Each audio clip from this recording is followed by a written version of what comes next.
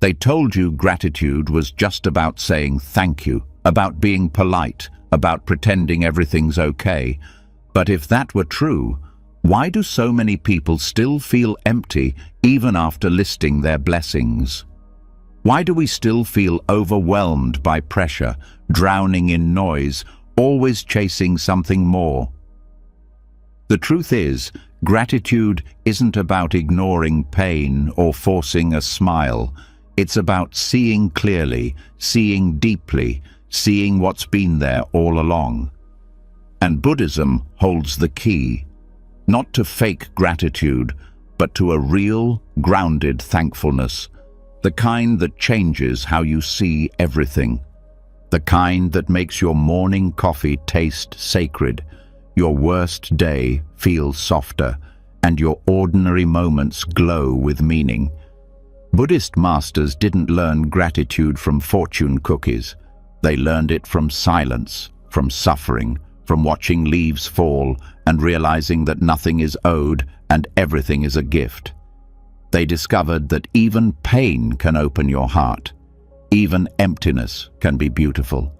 Even the breath you're taking right now can be a doorway to peace.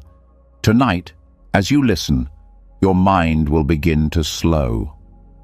The noise will start to fade. Your heart will remember what it feels like to be here, not reaching, not judging, just breathing, just noticing. And when you wake up, something will feel different. You won't just feel thankful. You'll feel alive. This isn't just another bedtime story. This is a new way of seeing, a reset for your soul, a return to the quiet truth you've always known. Are you ready to remember what really matters? Let's begin. And now, as the noise begins to fade and the stillness of the night starts to wrap itself around your thoughts, we're going to explore one of the most quietly powerful truths in all of Buddhism. It's not dramatic. It doesn't shout. But once it enters your heart, it shifts everything. If there's one lesson that can unlock true gratitude, not just for what's good, but for what is, it's this one. There's a kind of appreciation that only grows when you stop trying to hold on to life so tightly, when you stop fighting time, when you stop demanding permanence in a world that was never built to last. That kind of appreciation, that deep, soul-opening gratitude, doesn't come from getting what you want. It comes from understanding that nothing and no one will last forever. That's the strange gift of impermanence. The moment that truth begins to settle in, not as a thought, but as something felt in the bones, something changes. Suddenly, every second holds weight. Every hug becomes softer. Every meal tastes richer.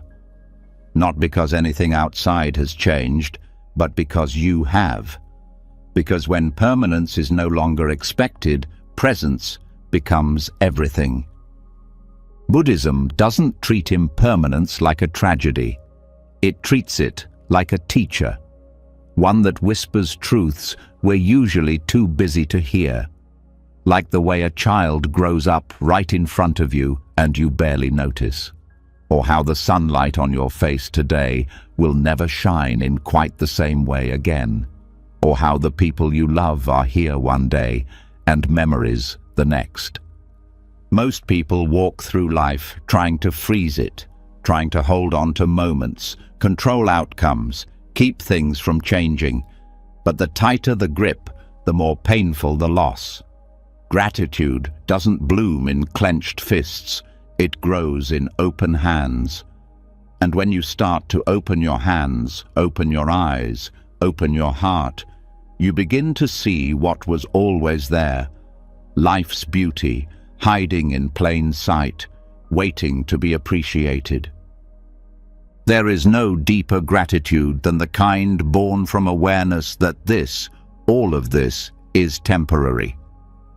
When you realize that the people you pass on the street, the feeling in your chest, the beat of your heart, the breath in your lungs, are all vanishing even as you notice them, it doesn't make you panic. It makes you pay attention. It's a strange kind of peace, the one that comes from knowing things will end. But it's real. It grounds you. It wakes you up. It says, don't miss this. Don't wait. Don't sleepwalk through the only life you get. And in that moment, gratitude stops being something you try to feel. It just happens. It becomes the natural response to the miracle of now. Buddhist monks practice walking meditations not to get anywhere, but to notice, to feel their feet on the ground, to hear the wind move through the trees.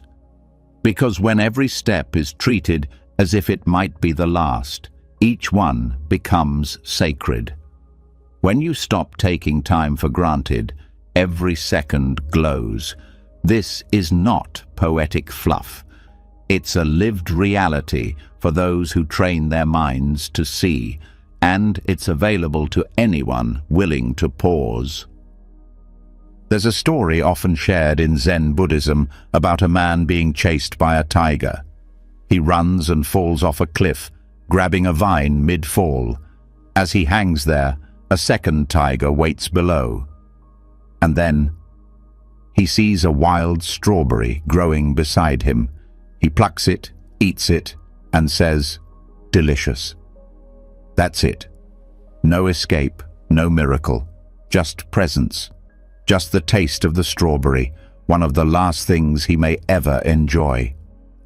That's impermanence. That's gratitude. That's freedom.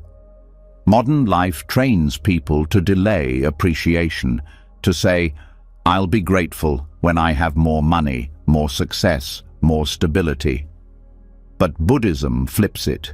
It says, "Be grateful now, because now is all you'll ever have." It's not a punishment, it's a gift, a call to live with your eyes wide open, to cherish people while they're here, to love moments while they last, to say thank you even in the middle of chaos, not because everything is perfect, but because you noticed it before it disappeared. Even pain, when held gently, becomes something sacred. It reminds you of your humanness, of your aliveness, of the fragile, beautiful mess that is existence.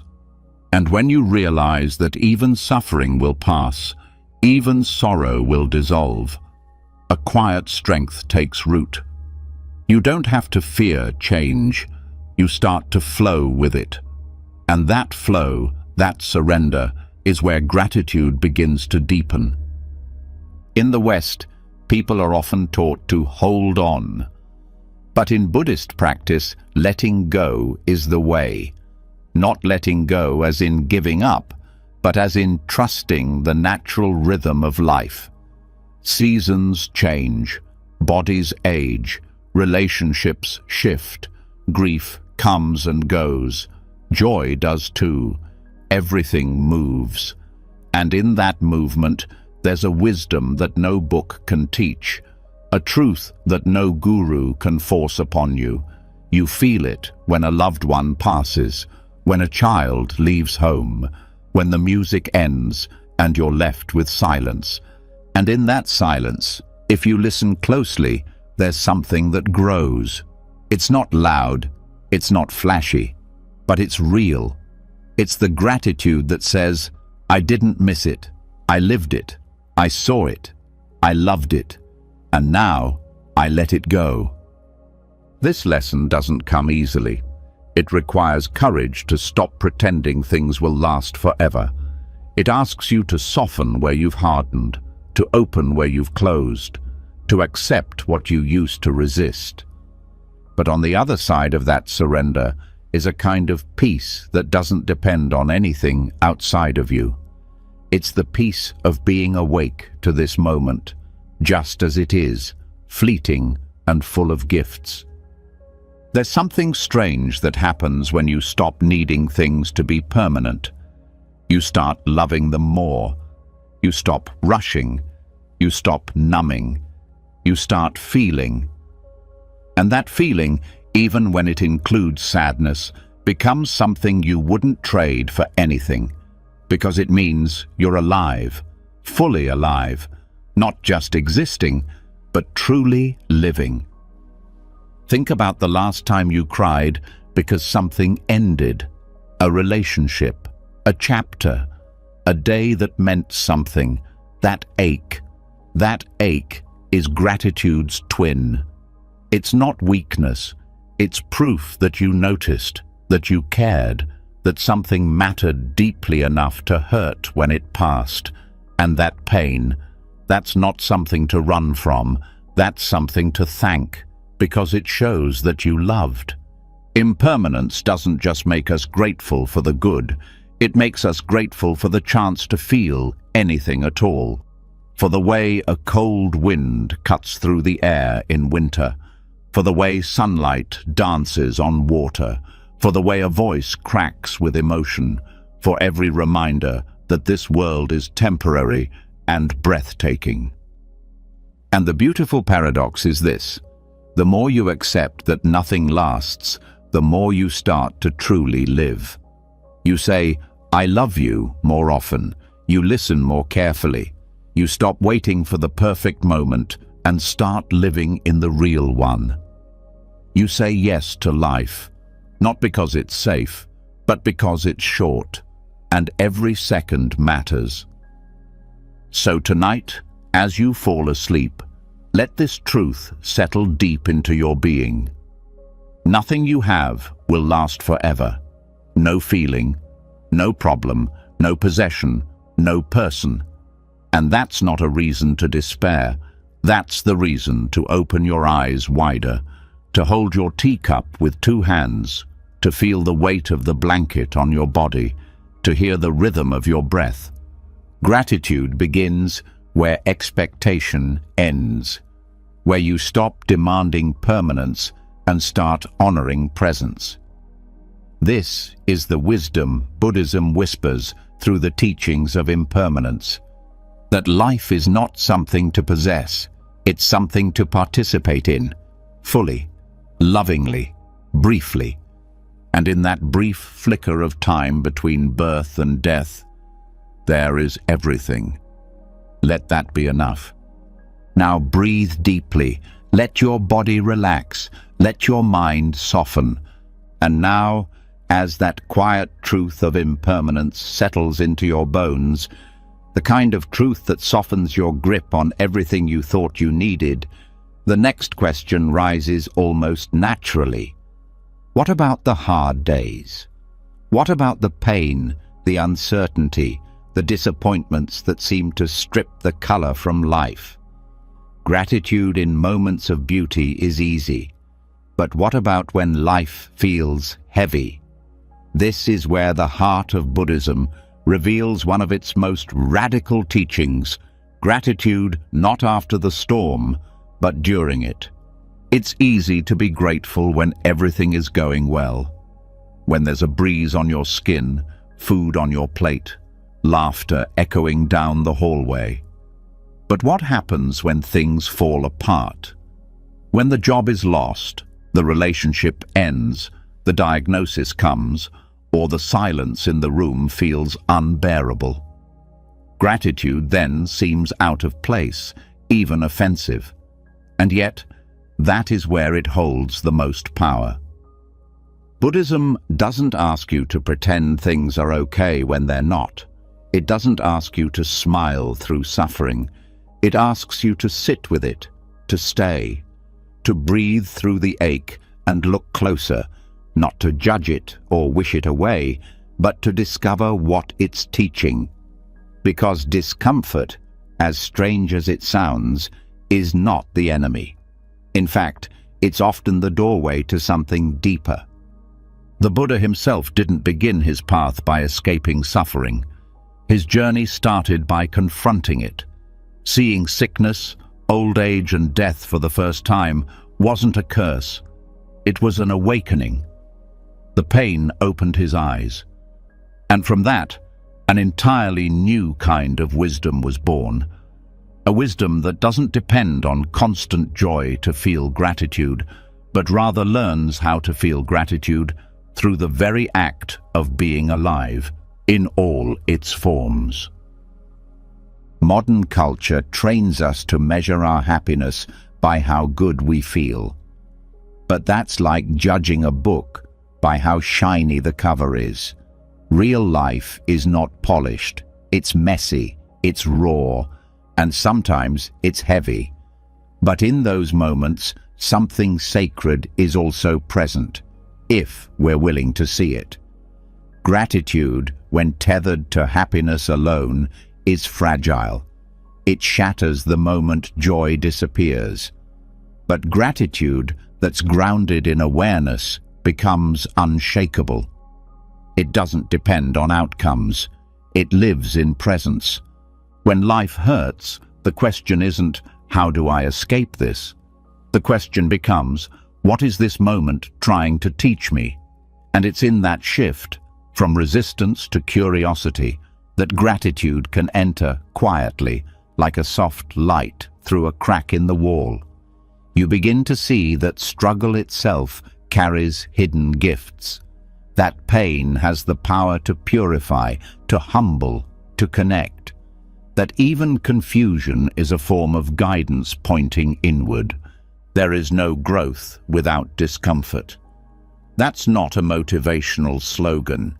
It's a reality. Muscles tear before they grow stronger. Hearts break before they learn to open wider.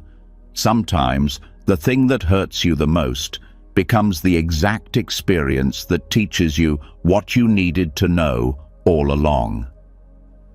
Gratitude in those moments isn't about celebrating the pain. It's about recognizing what the pain is waking up inside you. Buddhism teaches that suffering is not a mistake. It's part of the path. It's not a punishment for living wrong. It's the natural friction of life bumping up against our attachments, our expectations, our illusions. And when those illusions crack, what remains is truth. The truth of being human, the truth of needing others, the truth of not being in control. And somehow, even in the mess of it all, you begin to realize you are still breathing. You are still here. Gratitude in these moments isn't loud. It's not about declaring how grateful you are through gritted teeth. It's quiet. It shows up when you feel tears on your face and realize those tears mean your heart still works. It shows up when you're exhausted, but there's still a part of you that wants to keep going. It shows up when you've lost something important, but something else is rising in its place. Resilience, clarity, humility. There's a story from the Buddhist tradition about a woman named Kisa Gotami. After losing her child, she was devastated and went to the Buddha, begging him to bring her son back. He told her to find a mustard seed from any home that had not experienced death. She searched every house, but every door she knocked on told the same story, of loss, of grief, of sorrow. She returned with no seed, but with new eyes. Her suffering hadn't changed, but her relationship to it had. She had discovered she was not alone. And in that realization, a strange peace emerged. That's the kind of gratitude that suffering can unlock. Not joy in what's happened, but deep reverence for what it reveals. There's a strength that can only be born in the fire, a knowing that can only come from being cracked open. And when you've been through something hard and you come out softer, more aware, more compassionate, there's a thankfulness that arises, not for the pain itself, but for the truth it carved into you. People often think they have to wait until after the healing to feel grateful. But the truth is, Gratitude can be the healing. It doesn't erase the pain, but it gives it meaning. It transforms it from senseless chaos into sacred transformation. It says, even this has value, even this can be used. Even this moment, though dark, is part of something whole. That's not easy. It takes practice. It takes presence. It takes the willingness to sit with discomfort without numbing, without running, without pretending.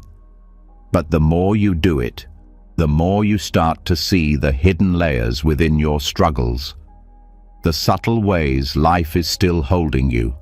The quiet ways healing is already happening beneath the surface. And you start to thank not just the light, but the shadows too. It's easy to be grateful for the mountain top, but the valley teaches you to breathe differently, to walk slower, to notice things you never would have seen from up high. And one day, when you look back, you'll see that the darkest seasons often planted the seeds of your brightest moments, that the cracks in your story are where the most light came in. And you'll feel a gratitude that's no longer dependent on everything going your way. It's built on something deeper. It's built on understanding that discomfort is a teacher dressed in strange clothing, that it shows up uninvited, often at the worst possible times, and yet somehow leaves behind gifts you didn't know you needed. It teaches humility, patience, resilience, compassion. It strips away the surface and introduces you to what's underneath. And there, beneath the noise and the roles and the performance, is the raw, vulnerable, honest version of yourself, the one capable of gratitude even in the middle of the storm. When you stop trying to feel only happiness and start honoring whatever arises, you tap into the core of what Buddhist gratitude is really about. It's not a transaction. It's not feel good so I can give thanks. It's a way of relating to life that says, I am here, I am paying attention, I will learn from this. And when life is hard, you no longer feel like it's working against you. You realize it's working on you. And somehow, in that awareness, gratitude begins to grow. Not in spite of the pain, but because of it. So if tonight you're lying in bed with heaviness in your heart, this is your invitation to shift the lens. Not to deny your pain, but to notice what else is here too. Is there breath? Is there stillness? Is there something you've learned, someone who stayed, something inside you that refused to give up? That is where the gratitude lives. Not just in the moments when everything is beautiful, but in the ones that bring you to your knees and still offer you the strength to stand again. That's gratitude beyond happiness. And that's the kind of gratitude that never leaves. When gratitude is no longer tied to happiness, when it grows even in discomfort, something starts to shift. The eyes begin to see differently, not just the big moments, but the quiet ones, the ones that barely make a sound, the ones most people miss because they're too busy looking for fireworks. But in Buddhism, it's often these subtle moments that hold the deepest wisdom, not the grand gestures, but the unnoticed kindness, the passing smile, the door held open, the tea someone makes without being asked. Tonight, we slow down enough to finally see them. There's a kind of blessing that never announces itself. It doesn't knock on the door. It doesn't post on social media. It walks gently through your day, leaving no trace except the warmth it leaves behind. These are the silent blessings, the unnoticed acts of kindness that stitch the fabric of life together in a way that no one ever teaches in school, yet everyone relies on. The person who lets you go first in line, the neighbor who waters your plants while you're away, the stranger who sees you're lost and offers directions without being asked. These things don't come with applause, but they carry a kind of sacred weight. Buddhism invites us to look deeper into these everyday exchanges. It teaches that the seeds of compassion and gratitude often bloom in the quietest soil. Most people are trained to recognize gratitude when something big happens, like getting a promotion or receiving a gift. But the mind that's awake to the present starts seeing blessings in between the headlines of life. The kindness that doesn't cost anything, but changes everything. Silent blessings are easy to miss because they don't interrupt you. They exist in the background, in places where attention rarely lands. But when the mind is trained in mindfulness, even the softest gestures become loud with meaning. The gentle nod from someone who recognizes your pain without needing to fix it. The friend who says, "I'm here," and means it. The way someone remembers your favorite drink and brings it without a word. These are not random acts. These are offerings. And when you begin to notice them, your life starts to feel rich in a way no possession could ever match. This awareness isn't automatic.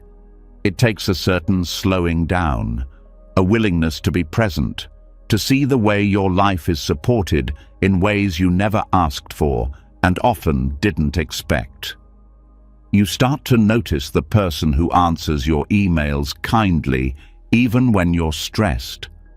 The way someone cleans up after others without complaint. The fact that someone made the road you drive on smoother or the books you read clearer. All of it is connected, and all of it is worth noticing. Gratitude grows stronger the more it is practiced, and noticing silent blessings is one of the most powerful practices available, because it reshapes how you move through the world. Suddenly, the ordinary becomes sacred. The forgotten becomes important. The overlooked becomes treasured. You start to feel supported, not by some dramatic miracle, but by a million invisible kindnesses that surround you like air. In Buddhist psychology, this kind of awareness leads to mudita, appreciative joy. A joy that's not dependent on your own gain, but on witnessing good in the world. It's the feeling of seeing someone help another and feeling your own heart swell in response. It's the smile you give after watching someone pick up something another person dropped. It's the warmth that spreads when you see someone pause to comfort a crying child. This is not surface-level niceness. It's the recognition of our shared humanity, and it changes everything. Because when you begin to see silent blessings everywhere, your complaints begin to fade. You stop seeing the world as hostile. You stop assuming people are selfish. You begin to see the quiet effort others are constantly making. The way your life is touched by hands you've never met. The person who delivers your food in the rain. The one who answers the customer service call even though it's their 10th one that day. Gratitude expands when you realize how much of life runs on unseen kindness. Even the smallest interactions carry meaning. The way someone listens without interrupting. The way someone waits an extra second so you can cross the street. The way a teacher stays after class to explain something again. These are not chores. These are quiet gifts, and when received with a grateful heart, they transform both the giver and the receiver. because when kindness is seen, it grows. When you thank the person who holds the elevator for you, you don't just complete a social script, you reinforce that the world is still good. This is one of the most radical forms of gratitude. It doesn't require the stars to align. It doesn't wait for everything to go right. It simply opens its eyes. And when you see life through this lens, even the mundane becomes magical. The hand that steadies your cup, the friend who replies with patience, the stranger who smiles without reason. It all becomes part of a quiet current of care that runs beneath the chaos of modern life. In Buddhism, this kind of attention is called sati, mindful presence. It allows the mind to rest in awareness without judgment. When sati is strong, gratitude becomes effortless, because you begin to feel how much you are held by the invisible web of human decency. Even when you're alone, you're not truly alone. Someone built your home, someone purified your water, someone farmed the rice that ends up in your bowl. Gratitude grows when you see these connections, when you feel the interdependence that supports your very breath. And this isn't about romanticizing the world. It's not about pretending all people are kind all the time. It's about choosing to notice what's often ignored, to focus your awareness on the threads of goodness that still exist despite the noise. Because the more you notice them, the more you begin to embody them. And soon, you're not just seeing silent blessings, you're becoming one.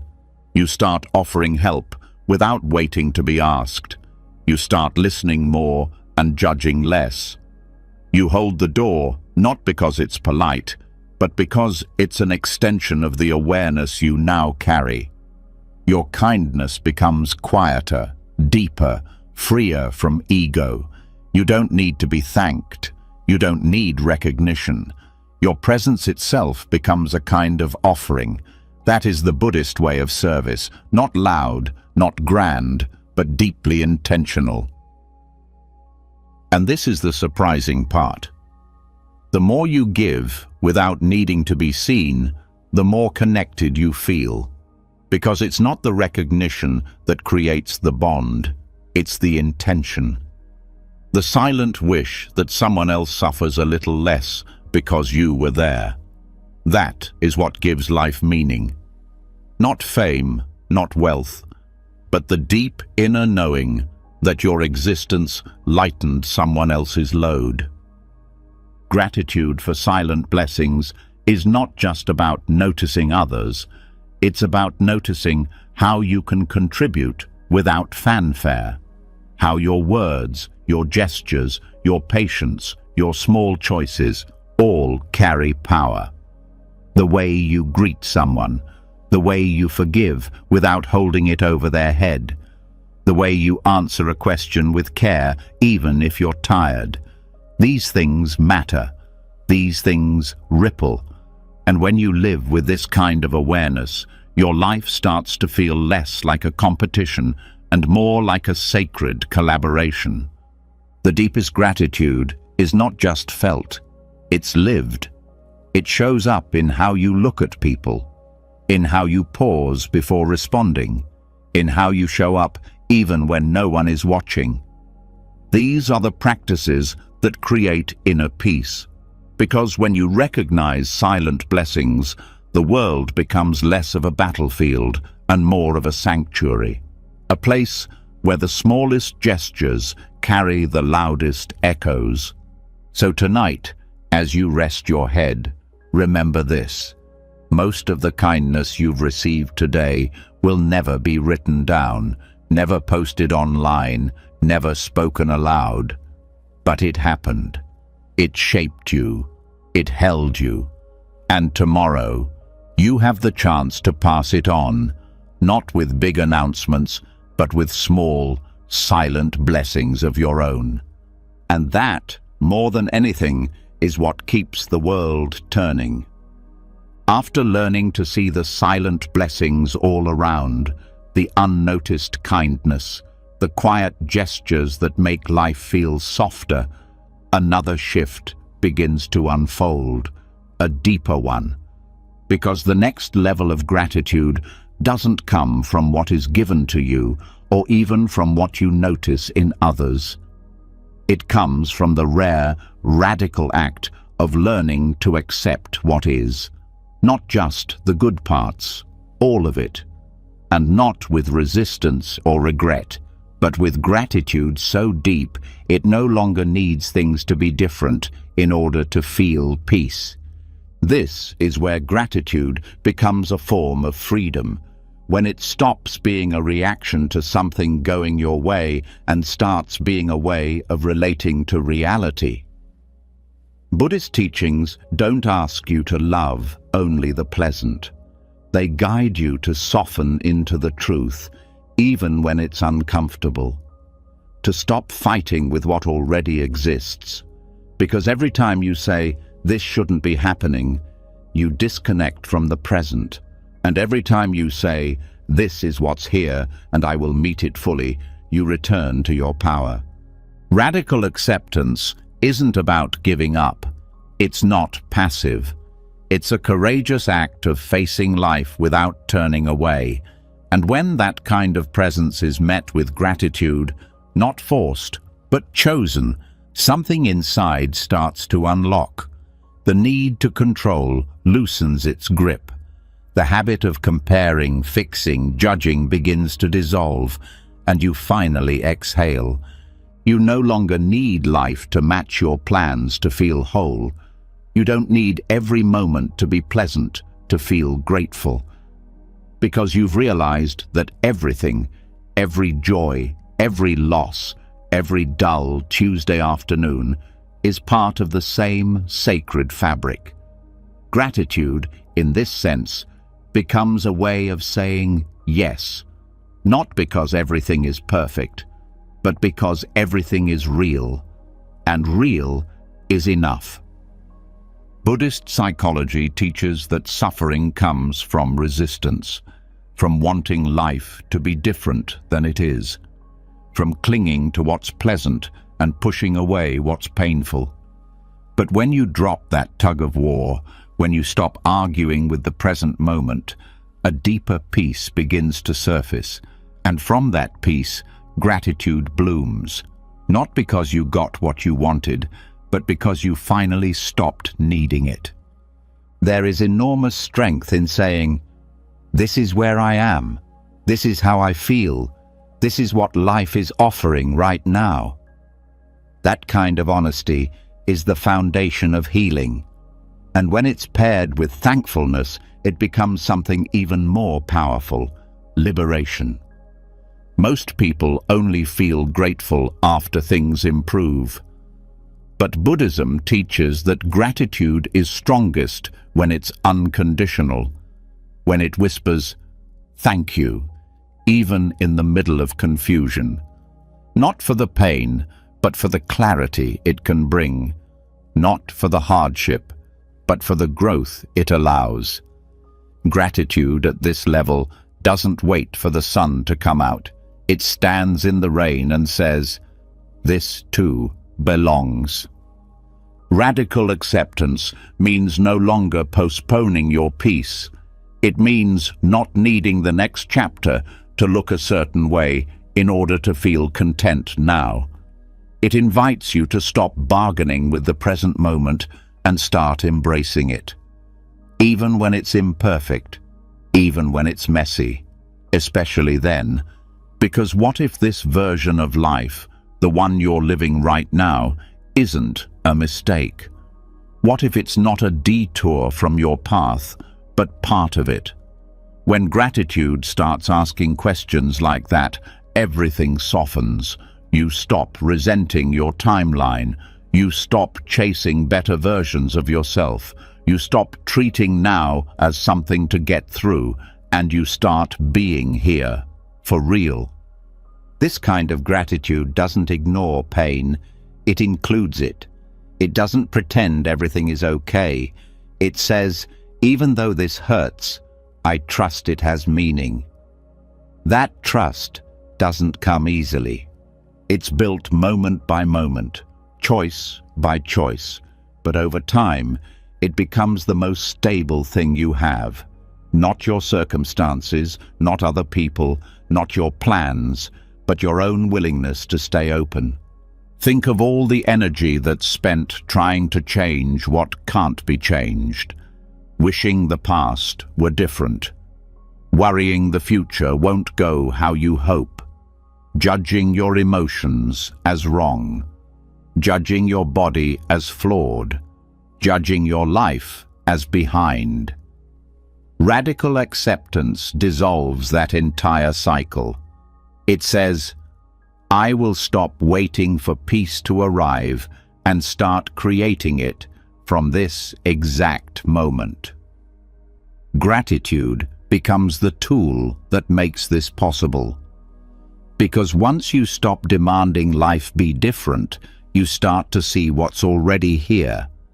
You begin to notice that your breath is still moving, that your heart is still beating, that the body you've spent years criticizing is carrying you through this experience, that the people in your life, even if they're imperfect, have shown up in their own way, and even when they haven't, you still made it. That's something to thank, not because everything worked out perfectly, but because you endured, you adapted, you continued. There's a Buddhist teaching that says, the path is not somewhere else, it's right under your feet.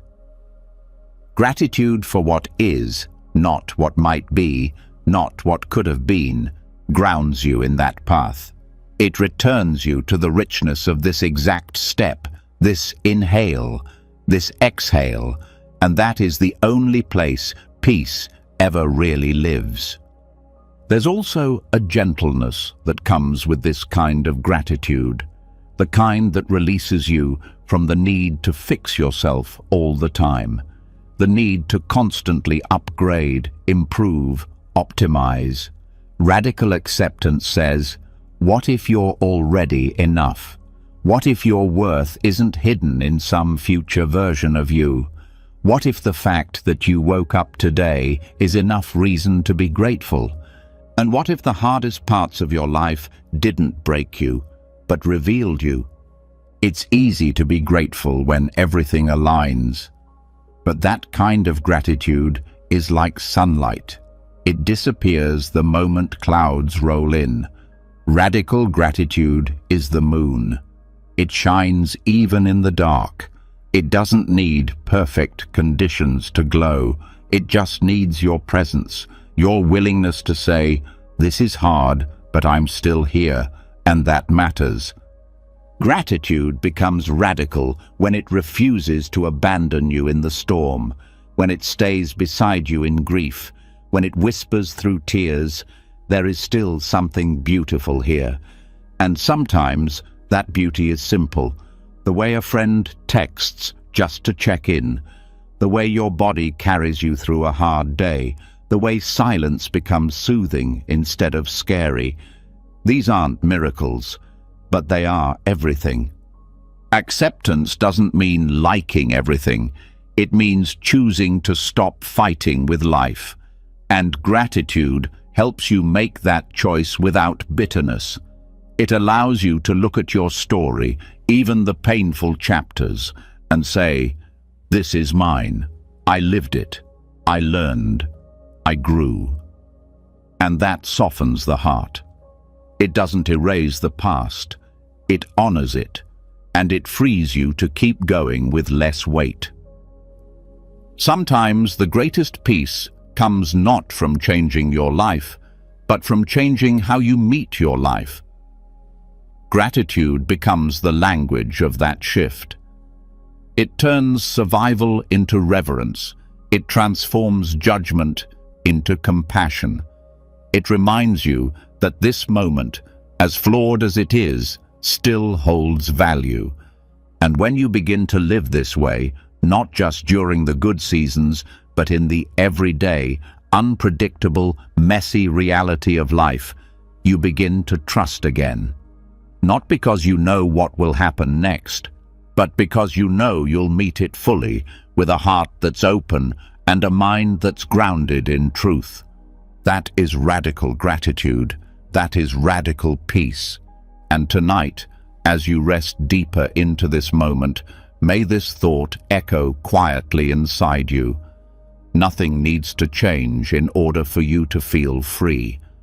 Because when you stop resisting life, you start receiving it, just as it is, just as you are. And that is more than enough. When you no longer need things to change in order to feel peace, and when you begin to say yes to life exactly as it is, something else starts to unfold. A deeper noticing, a subtler kind of beauty. The mind begins to settle. The noise becomes softer. And in that stillness, another kind of gratitude starts to reveal itself, not for what's happening next, but for what's happening now, not the future you hope for or the past you miss, but the quiet richness woven into every ordinary moment you used to overlook. This is where gratitude deepens into presence, and this presence becomes the gift. There's a kind of joy that doesn't come from achievements or approval or dramatic events. It comes from the five senses, from being fully where you are, feeling the texture of the air as it touches your skin, hearing the soft hum of life moving around you, noticing the warmth of a blanket, the way your breath moves in and out, the subtle flavor of water on your tongue. These are the invisible gifts of the present moment, tiny details so easy to miss, yet so powerful when finally seen. Buddhism teaches that the present moment is not a stepping stone, it is the destination. And yet, most people spend their lives racing past it, searching for something more. But more doesn't exist in the future. More is found in what's already here, hidden beneath the surface of what looks like nothing. When you begin to notice your senses, truly notice, you realize how much life is already offering. Not through noise, but through stillness. Not through quantity, but through depth. This doesn't require a retreat in the mountains or silence in a monastery. It just takes one breath, one bite of food tasted fully, one step walked slowly. Gratitude grows when you allow the world to touch you again, not as a concept, but as a real, living thing. The body becomes a doorway, the breath becomes a teacher, and everything starts to feel alive. When the eyes stop scanning for what's missing and start seeing what's present, everything shifts. The color of the sky becomes brighter. The feel of water on your hands while washing the dishes becomes a soft meditation. The scent of the air after rain becomes a quiet miracle. You don't have to do more, you just have to be more aware. And from that awareness, gratitude flows like water from a spring you never knew was there. This kind of gratitude doesn't rise in the mind, it rises in the body. It speaks through sensation, through the gentle pulse in your fingertips, through the rhythm of your footsteps, through the way your shoulders soften when you hear a kind voice. It doesn't need words, it only needs attention. The more you pay attention, the more you feel the gift of now, not because it's extraordinary, but because it's real. Mindfulness in Buddhism is not just about watching your thoughts, it's about feeling your life, entering into it fully, knowing the temperature of the moment, listening deeply, seeing clearly, tasting slowly, being aware of the small things that often slip through your fingers in the rush to get somewhere else. This is not a rejection of goals or ambition. It's a return to what fuels them, because without presence, no achievement satisfies. Without presence, life becomes a blur. Gratitude grows when you stop needing big reasons to feel it. When the sunlight on your face is enough. When the sound of your breath reminds you that you're still here. When the quiet ticking of a clock becomes the rhythm of time passing through your open awareness. None of these things change the world, but they change how you live in it. They pull you out of the fog of distraction and back into the realness of being alive. And that aliveness is the true gift. In the modern world, attention is constantly pulled outward. Screens flash, notifications buzz, thoughts spin. But the practice of presence invites you to come back to this moment, this chair, this breath, this sound. And when you do, you find that what's already here is more than enough. Not because it's perfect, but because it's awake. The more you train your awareness to rest in the present, the more sensitive you become to its offerings. You begin to feel the difference between eating and tasting, between hearing and listening, between touching and feeling. Life no longer passes unnoticed. You meet it with open eyes and open hands, and gratitude stops being something you practice. It becomes something you are. Each moment carries a frequency, a texture, a tone, but you only hear it when you slow down. The flicker of candlelight, the gentle hum of electricity, the steady sound of your breath flowing in and out without needing your permission. These aren't just background details. They are the music of now, and the more you hear it, the more it begins to heal what was once restless. Buddhist teachers often guide students to return to the breath, not to control it, but to feel it, to let it anchor the attention back to this very moment. The inhale as it cools the nostrils, the exhale as it warms. It's not dramatic, but it's real, and it becomes a reminder you're alive. That alone is worthy of thanks.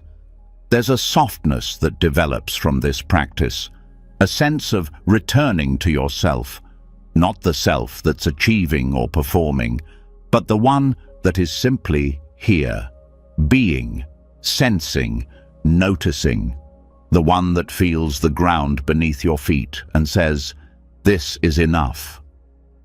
That kind of gratitude doesn't come from effort. It comes from presence, from the willingness to stop for long enough to receive what's already being given. And sometimes the most beautiful gifts are the ones no one else can see. The moment you touch something warm after being cold. The peace that fills your chest after a deep breath. The way a single word from a friend lands in your body and melts your defenses.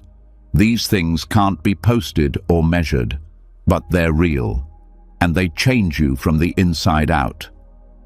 This is why the Buddha taught that awareness is the path, because awareness makes everything available. When you're truly here, life meets you fully, and gratitude becomes the natural response, not because the moment is rare, but because you are present enough to notice it. This is not about slowing down your life. It's about deepening your attention, about learning to see the moment you're in as sacred, not someday, but now. The gift is not waiting in the future. The gift is breathing through your nose right now. It's the weight of the blanket on your legs. It's the sound of your heart beating in your chest like a drum that's been playing since the day you were born. The present moment never asks for anything. It only offers, over and over again. And when you begin to see what it's giving, without noise, without flash, without needing to prove anything, you stop craving more. You stop chasing what's already here, and you start receiving with full awareness. with an open heart. So tonight, let this be your only task, not to plan or analyze or fix anything, just to feel, to notice, to receive the invisible gifts of now, the ones that are waiting in the silence, in the softness, in the space between thoughts. They're not loud, they're not urgent, but they are always, always there. And when you begin to feel them, you won't need anything else to be different. You'll just be here, and here will finally feel like home. When the present moment finally becomes enough, when the sound of your breath, the warmth of your skin, the softness in the quiet is seen not as background noise, but as life itself, something even deeper begins to rise, a deeper tenderness, a deeper truth. Because what often brings us closest to presence is not what we gain, but what we lose. And while gratitude in comfort feels sweet, the kind found in loss has a gravity that can't be described. It must be felt.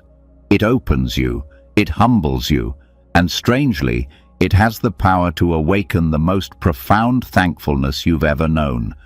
Loss is not a concept. It is an experience that moves through the body. It's the silence after a voice goes missing, the stillness where laughter once lived, the ache where familiarity once gave you something to hold. Whether it's the death of someone you love, the end of a relationship, the fading of a dream, or the slow vanishing of your former self, loss never knocks politely.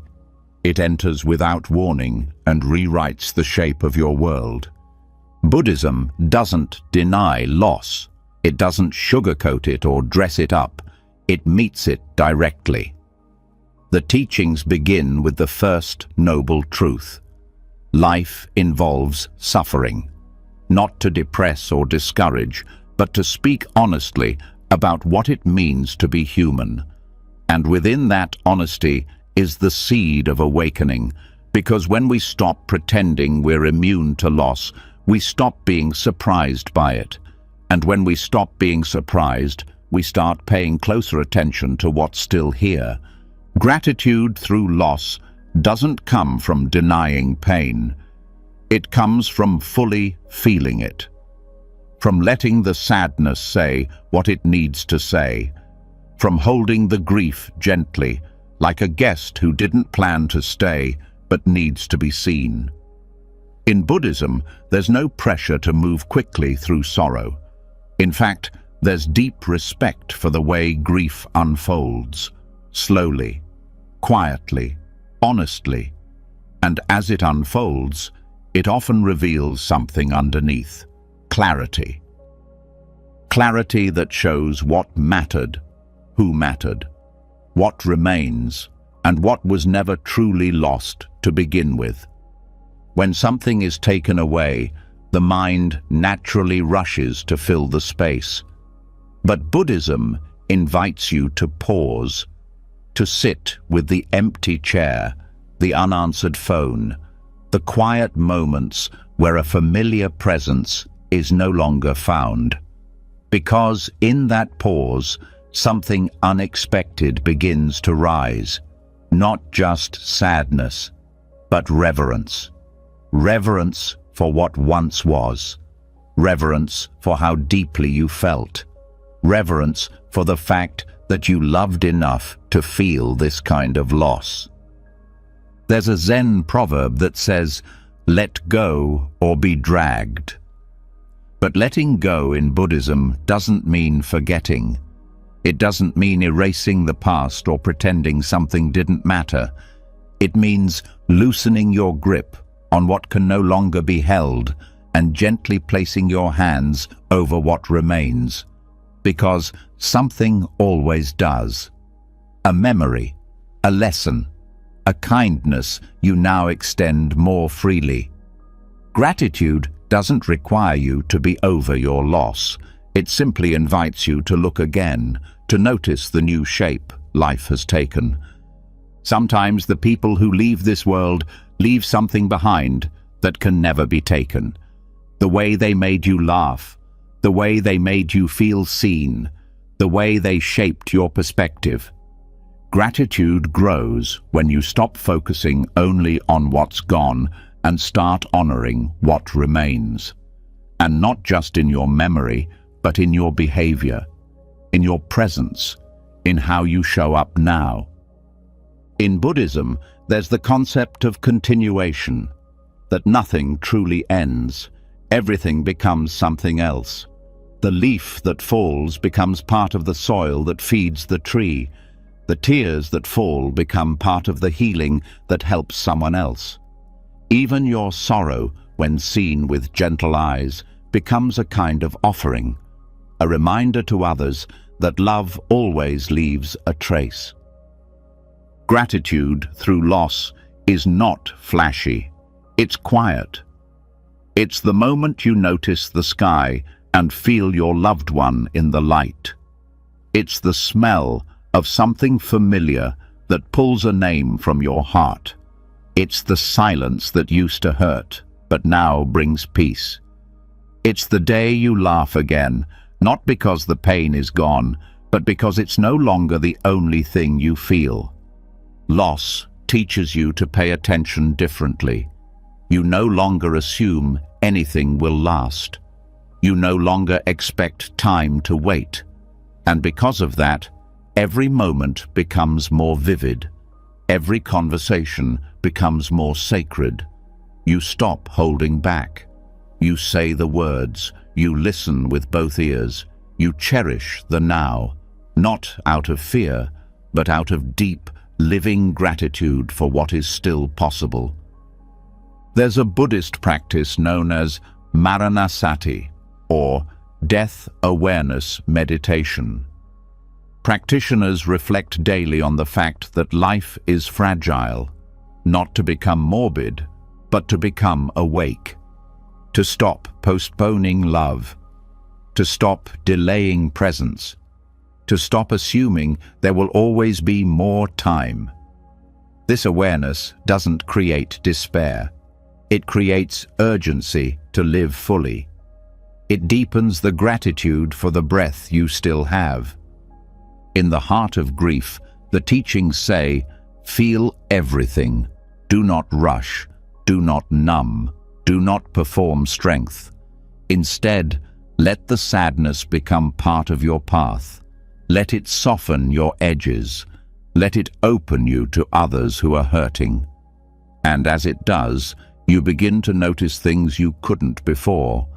The way someone stays silent with you in a room and somehow says everything. The way a gentle breeze can feel like a hand on your back. The way a single flower blooming can carry more meaning than an entire bouquet ever did. You begin to see that not all presence requires a body, that love does not need to be held to be felt, that even in absence there is connection, and in that connection gratitude returns, quietly, powerfully, not in spite of your loss, but because of how much it taught you to see. When something breaks, what's left is often more honest, less decorated, but more real. That's what loss does. It strips away illusion. It reveals truth. And truth, when embraced fully, always leads to gratitude. Not because everything is okay, but because everything is real. The people you've lost, the places you'll never return to, the seasons that passed too quickly, they aren't gone. They live in your choices. They live in your awareness. They live in your ability to look at someone else's pain and say, I understand. That understanding is a form of gratitude. It says, this hurt me deeply, and yet I'm still open. And if you're still open, even with a broken heart, then you've already begun to transform loss into something sacred. Buddhist monks chant not only for blessings, but for those who have passed. Not because they believe the dead need words, but because the living need reminders. That love does not end. That memory is a form of connection. That grief is not an interruption of life, it is a thread woven through it. And when held with care, it becomes a source of wisdom, of gentleness, of grace. Gratitude through loss is not about pretending. It's not about silver linings or forcing meaning. It's about honoring the depth of what you felt, the truth of what was shared, the reality of what was lost. And then, from that place of deep honesty, looking around and noticing, there is still breath, there is still time, there is still something to give. You can still love. You can still hold. You can still remember. You can still say thank you, not because you moved on, but because something inside you moved deeper. So tonight, if there is someone or something you miss, let that missing become sacred. Let the ache be a prayer. Let the love you once gave become the love you give now in a different form to someone else who needs it. Because loss may change the shape of what's possible, but it never takes away your ability to be present, to feel, to offer, to grow. And in that presence is the softest, strongest form of gratitude there is. Loss has a way of sharpening your awareness. It takes what you once took for granted and makes it sacred. It teaches you how to hold moments fully because they won't come again in quite the same way. That kind of gratitude comes from being cracked open. But once the heart is opened that wide, the next challenge is keeping it open in a world that pulls your attention in every direction. Because what steals gratitude more quietly than grief is distraction. Not pain, but noise. Not heartbreak, but constant interruption. And nowhere is that more present than in the digital world. In Buddhist practice, mindfulness is about presence, fully experiencing one thing at a time. But in modern life, most people live in fragments. One eye on the screen, one hand on the phone, a dozen tabs open in the background of the mind. You're there, but not really. You're scrolling, but not seeing. Connected, but not nourished. And this disconnection from presence is also a disconnection from gratitude. Gratitude doesn't live in the future or the past. It lives in now. But the digital world is designed to pull you away from now. It feeds on urgency, novelty, comparison. It distracts you with updates, notifications, dopamine hits that feel satisfying for a second, but leave behind a deeper hunger. The kind of hunger that no screen can ever feed. You check the phone again, and again, and again. But what you're really looking for is peace, and peace can't be downloaded. Gratitude requires depth, and screens often keep you at the surface. You scroll past someone's pain, someone's joy, someone's story, and your mind never stops to feel it. You're exposed to everything, but connected to nothing. And slowly it becomes harder to appreciate the simple things, the warmth of your tea, the look in someone's eyes, the feel of a breeze. Because your mind is trained to chase stimulation, not savor stillness. In Buddhism, the practice of retreat is not about escape. It's about return, returning to the self, to the breath, to what is real and unfiltered and alive. Digital detox isn't a trendy challenge. It's a spiritual discipline. It's an act of protecting your ability to see clearly, to feel deeply, to respond instead of react. And most of all, to remember what matters. The moment you disconnect from your devices, the mind starts to panic. It tells you something important might be missed. But that fear is often rooted in habit, not truth. What you actually begin to notice in those moments of silence is how much was already being missed. The conversation you weren't fully in, the food you didn't taste, the music you stopped hearing because you were trying to capture it instead of experiencing it. Gratitude begins to return when you slow down enough to receive again. The mind starts to breathe, the senses open, and suddenly something as ordinary as the sun on your skin feels extraordinary again. That's the power of attention, and technology, while useful, trains you to divide it. Gratitude grows when you reclaim it.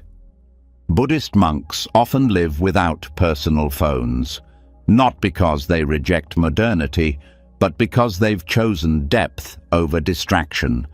They understand that attention is sacred, that where your awareness goes, your life goes, and if all your awareness is being siphoned into artificial urgency, then your real life, the one that can actually be touched, is happening without you. Technology is not the enemy, but unconscious use is.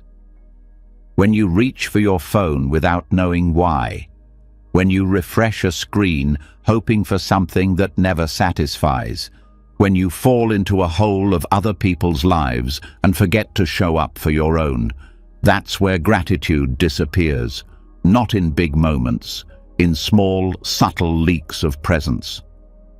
Gratitude doesn't need perfect conditions. It only needs your awareness, and awareness needs space. That's why digital detox is more than a productivity hack. It's a return to mental clarity. It allows you to reset your nervous system, to feel silence again, to watch your thoughts instead of being pulled by them. And in that clarity, you start to appreciate what doesn't change when the phone is off. Your breath remains, your body continues, the people around you still exist, the sky hasn't gone anywhere. These are the real constants, but you can only feel their gift when your attention is not being swallowed by a screen. That's why even small acts of digital restraint can open the door to something deeper.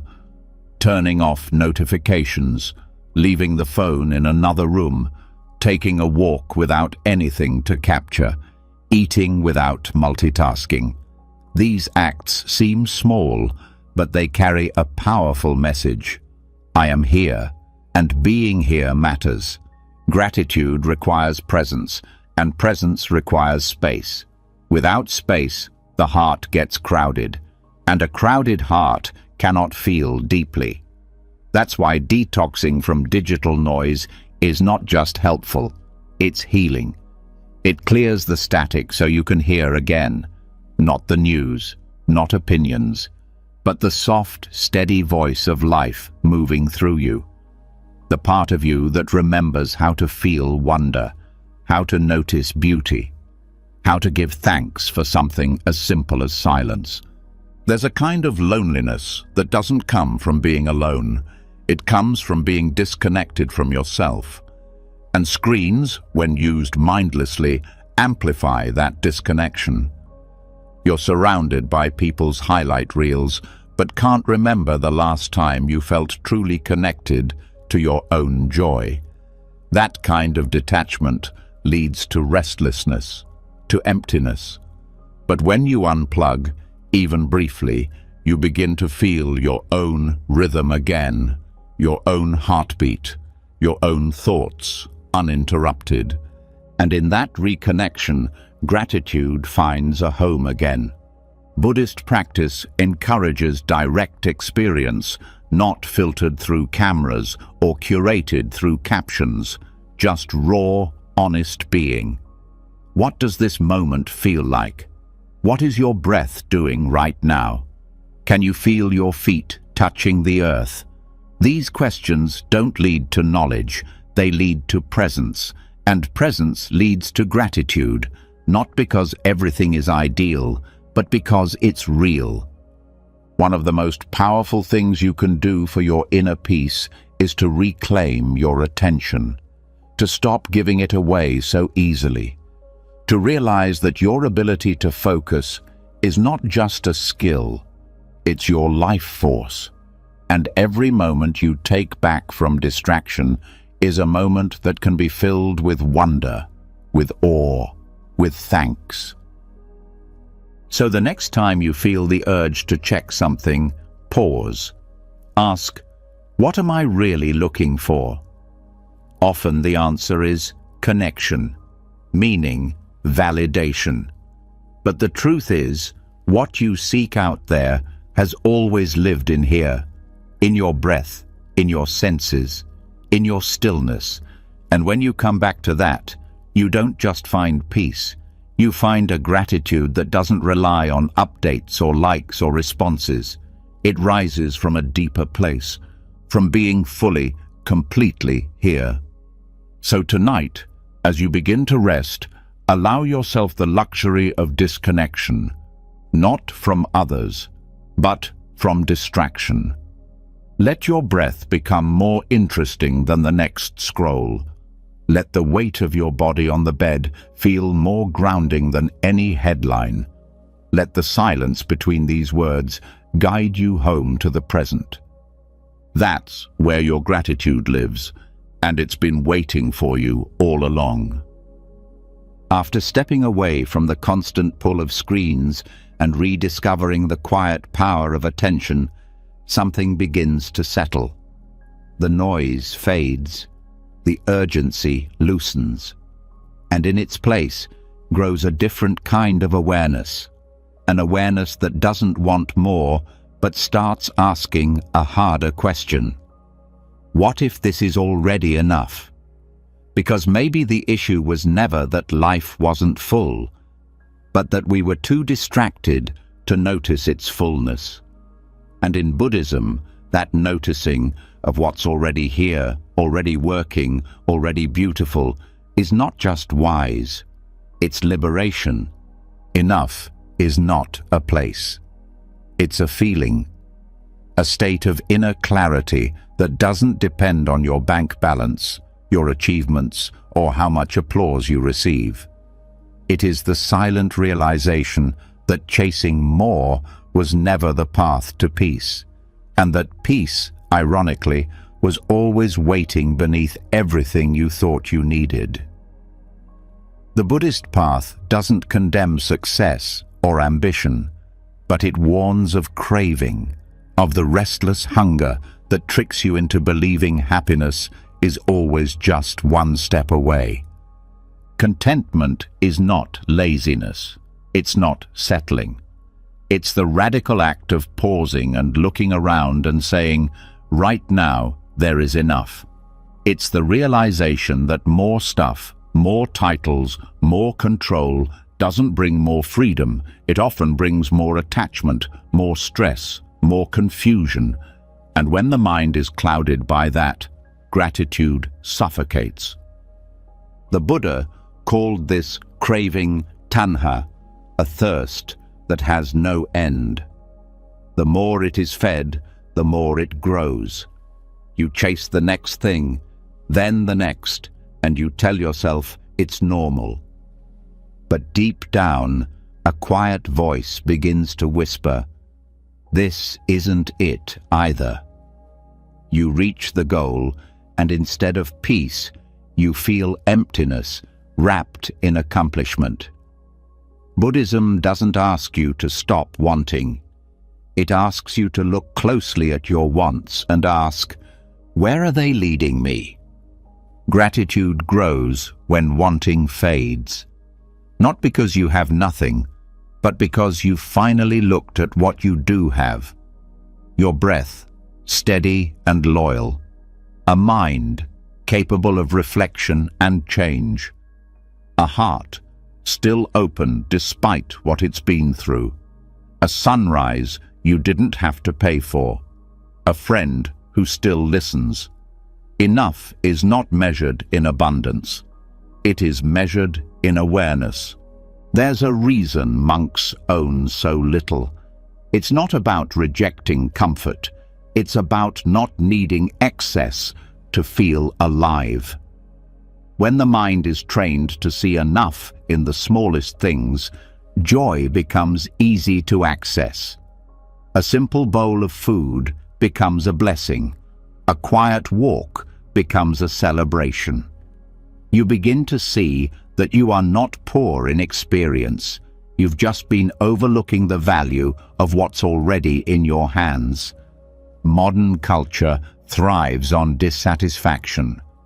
You are constantly told to upgrade, enhance, hustle, improve. That message is relentless. Who you are is not enough. What you have is not enough. Where you are is not enough. And when that belief settles in your bones, even success feels hollow, even beauty feels dull. But Buddhism points to the opposite truth. Enoughness is not something to earn, it is something to remember. When you stop trying to outrun your life, you start living it. You taste your food instead of inhaling it. You look into someone's eyes and see their soul instead of their utility. You sit down without guilt. You wake up and feel the sheets against your skin and think, what a gift it is just to be here. That's not poetic. That's presence. And presence is what gives rise to the kind of gratitude that lasts. The mind conditioned by craving is always scanning for what's missing, but the mind trained in contentment is looking for what's here. And what's here, once you stop overlooking it, is a kind of quiet magic. You don't need to be the best to feel peace. You don't need to have the most to feel whole. You don't need to be constantly improving to feel worthy. Enoughness is not laziness. It is spiritual clarity. In Buddhism, there's a term santuti. It means contentment, satisfaction, the joy of enough. It is considered one of the greatest inner treasures, because when you feel enough, you stop needing the world to constantly validate you. You stop comparing. You stop rushing. And in that space, your true life begins to unfold. Not the life you were sold, but the life that was always here, waiting. You start to feel grateful for things others miss. The way the light hits the wall in the afternoon. The way your hands still function. The way a bird sounds when the world is quiet. These aren't grand experiences, but they're real. And when your heart is content, they become more than enough. They become sacred. Craving tells you happiness is in the next moment. Contentment says happiness is in this one. Craving says you're not quite there. Contentment says you already are. Gratitude born from contentment isn't loud. It doesn't need to be shouted. It shows up in the way you eat slowly, the way you respond with softness, the way you walk without rushing, the way you no longer feel the need to prove your worth. And yet, choosing enough is hard, because it means stepping out of the race. It means disappointing the parts of your mind that want more applause, more status, more approval. It means accepting that this version of life, the one with its flaws and its mess and its imperfections, is not lacking anything essential. That takes courage, it takes presence, but it also brings peace. Monastics chant gratitude for simple things, a robe, a meal, a place to rest, not as a ritual of poverty, but as a practice of awakening. Because when you train your mind to see enough, you begin to see clearly. You see that joy doesn't come from stacking pleasures. It comes from noticing the ordinary and choosing to treat it as extraordinary. You no longer need the perfect meal to enjoy eating. You don't need the ideal relationship to feel love. You don't need a new life to be grateful for the one you already live. You begin to understand that enoughness is not a compromise. It is a form of deep spiritual maturity, a sign that you have stopped bargaining with the world and started honoring it. That's where gratitude becomes effortless, not a reaction to something going right, but a way of being with what is. When you feel the sun on your skin, when you hear someone laugh, when you sip water and feel it cool your throat, your heart says thank you. Not because you got more, but because for once you didn't need more. The practice of enough isn't about cutting things out. It's about cutting through illusion. It's seeing clearly that the next purchase, the next compliment, the next milestone will not bring what you thought it would. It may be enjoyable, but it won't complete you, because you were never incomplete to begin with. Gratitude helps you remember that. When you feel enough, you also begin to give more, not because you're overflowing with excess, but because you're no longer afraid of lack. You share more freely. You listen more patiently. You offer kindness without needing recognition. That's the secret. Contentment doesn't lead to stagnation. It leads to generosity. Because once you stop hoarding life, you start participating in it. You begin to see that your enoughness allows others to feel safe, that your grounded presence gives permission for others to stop performing, that your stillness has more power than your ambition ever did. That's the quiet revolution of gratitude born from enough. It doesn't shout or dominate. It simply radiates peace. And tonight, as your breath slows and your body sinks into rest, you don't have to reach for anything else. You don't have to fix anything before feeling grateful. You don't have to earn the right to relax. This moment is enough. This silence is enough.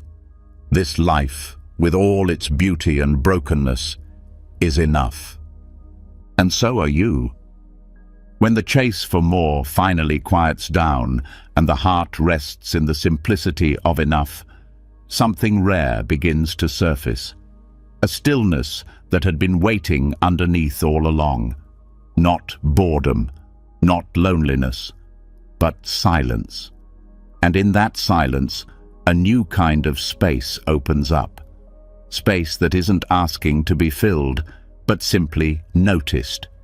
Because there's a kind of gratitude that doesn't come from what surrounds you, but from what lives within. And Buddhism invites us into that space not as a punishment, but as a path. A path where solitude becomes sanctuary, and being alone becomes a blessing instead of a burden. In a world that constantly equates being alone with being unwanted, this might sound unfamiliar. But Buddhist teachings see solitude not as something to escape, but as something to befriend, not isolation, not exile, but the sacred company of your own presence. It's there, in the absence of noise and distraction, that the most overlooked kind of gratitude can finally begin to take root. The kind that doesn't depend on who's around or what's happening, but on the stillness that reveals what's always been inside. Solitude is not emptiness, it's space.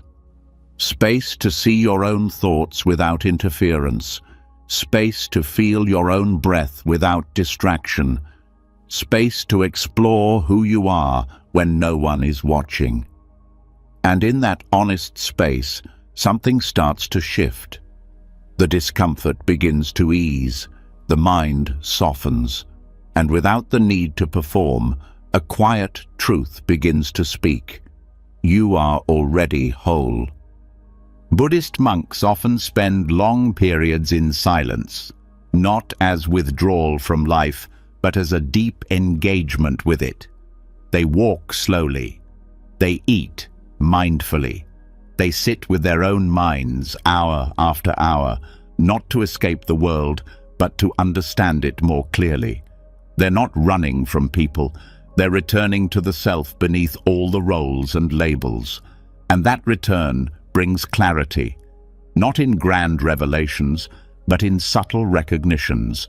Gratitude for being, for breathing, for awareness itself. Solitude teaches you to appreciate your own company. It reveals how much energy has been spent managing others' expectations, reactions, and opinions. It returns you to something simpler. The feeling of your feet on the ground, the warmth of the sun on your skin, the sound of your own laughter when no one else is in the room. These things are not small, they are deeply grounding. And when you notice them, gratitude doesn't have to be summoned, it arises on its own. Modern life treats solitude like a problem to fix. You're encouraged to fill the silence with noise, the stillness with scrolling, the space with stimulation. But when you constantly avoid being alone, you never get to know who you are without influence. You miss the chance to hear your own truth, and you miss the chance to discover that your own presence, when fully felt, is more than enough. The Buddha himself found awakening not in a crowd, but under a tree, alone. Not because he was running from the world, but because he was facing it honestly, without distraction. That's what solitude allows. An undistorted look at your thoughts, your heart, your habits. At first, that honesty can be uncomfortable, but over time, it becomes a source of strength. You stop needing noise to feel real. You stop needing others to feel valid. You start learning the difference between aloneness and loneliness. Gratitude in solitude is subtle. It's the soft thank you whispered when you wake up and realize no one needs anything from you. It's the deep exhale you take when you're not performing or proving. It's the strange, peaceful joy of hearing your own thoughts and not needing them to be different. It's a kind of internal spaciousness that doesn't depend on external validation. Buddhist teachers often say that the deepest companionship you'll ever know is with your own mind. If that relationship is neglected, no amount of socializing will soothe the underlying discomfort. But when it's cultivated, when you begin to treat yourself with the same warmth and curiosity you offer others, solitude stops being a punishment. It becomes nourishment. One of the greatest gifts of solitude is that it slows time. Without the constant pressure of conversation, performance, or schedules, you begin to notice the passing of moments more deeply. You hear the birds. You notice the wind. You start to remember things you didn't know you forgot. The world doesn't speed by. It unfolds slowly, gently. And in that slowing down, you become more present. And presence is what transforms ordinary experience into something worth thanking. There's a practice in Buddhist meditation called noble silence, a period where practitioners refrain from speaking, not just to others, but even internally. The mind becomes less busy, the heart more attuned. In that silence, many people begin to feel an unexpected gratitude, not for anything new, but for everything that was always there but never noticed. The weight of your own hand, the temperature of the air, the steady rhythm of breath, These are not signs of emptiness, they are evidence of life. And when life is seen with clarity, gratitude becomes the only honest response. Solitude also reveals the ways you've been running, not from the world, but from yourself. From unprocessed feelings, unresolved memories, unattended truths. But in solitude, those parts of you have room to breathe. They come forward not to overwhelm you, but to be acknowledged. And when they are, something softens, the walls drop, the pretending ends, and gratitude emerges, not for the pain, but for the permission to finally feel. Over time, solitude becomes less about being alone and more about being whole. You begin to see that the emptiness you feared was not a void, but a space waiting to be filled with awareness, gentleness, and care. You see that joy doesn't always require company. That insight doesn't need noise. That peace doesn't arrive through approval. It comes through presence. You also begin to see others differently. When you've spent time alone, you stop needing others to complete you. You meet them with more authenticity, more generosity, more freedom. You don't need them to fill your silence. You invite them into it. Your relationships improve, not because you say more, but because you listen better. And that listening started when you finally listened to yourself. Solitude teaches you to hold your own hand, to comfort your own heart, to cheer yourself on when no one is looking. And in that self-honoring, gratitude becomes a quiet companion. A thank you for the resilience that brought you here. A thank you for the stillness that holds you now. A thank you for the courage to be with yourself when it would have been easier to run. You begin to discover that some of the most healing moments in life don't happen in crowds. They happen in the early morning, when the world is still asleep and you're sitting in silence with your tea. They happen when you take a walk without your phone and realize the trees have been trying to talk to you. They happen when you cry alone, not because you're broken, but because you finally stopped holding everything in. That's the gratitude of solitude. It's not flashy. It's not something you can post about. But it's real, and it changes you. So tonight, if you find yourself alone, let it be sacred. Let the silence be a doorway. Let the space around you become a mirror. You are not missing anything. You are returning to breath, to presence, to the quiet strength that's been waiting for you all along. And that is more than enough to be grateful for. Solitude reveals the fullness of presence. It strips away the noise, the rush, the constant need to respond, and it teaches you to hear again, to feel again, to honor the quiet gifts of simply being alive.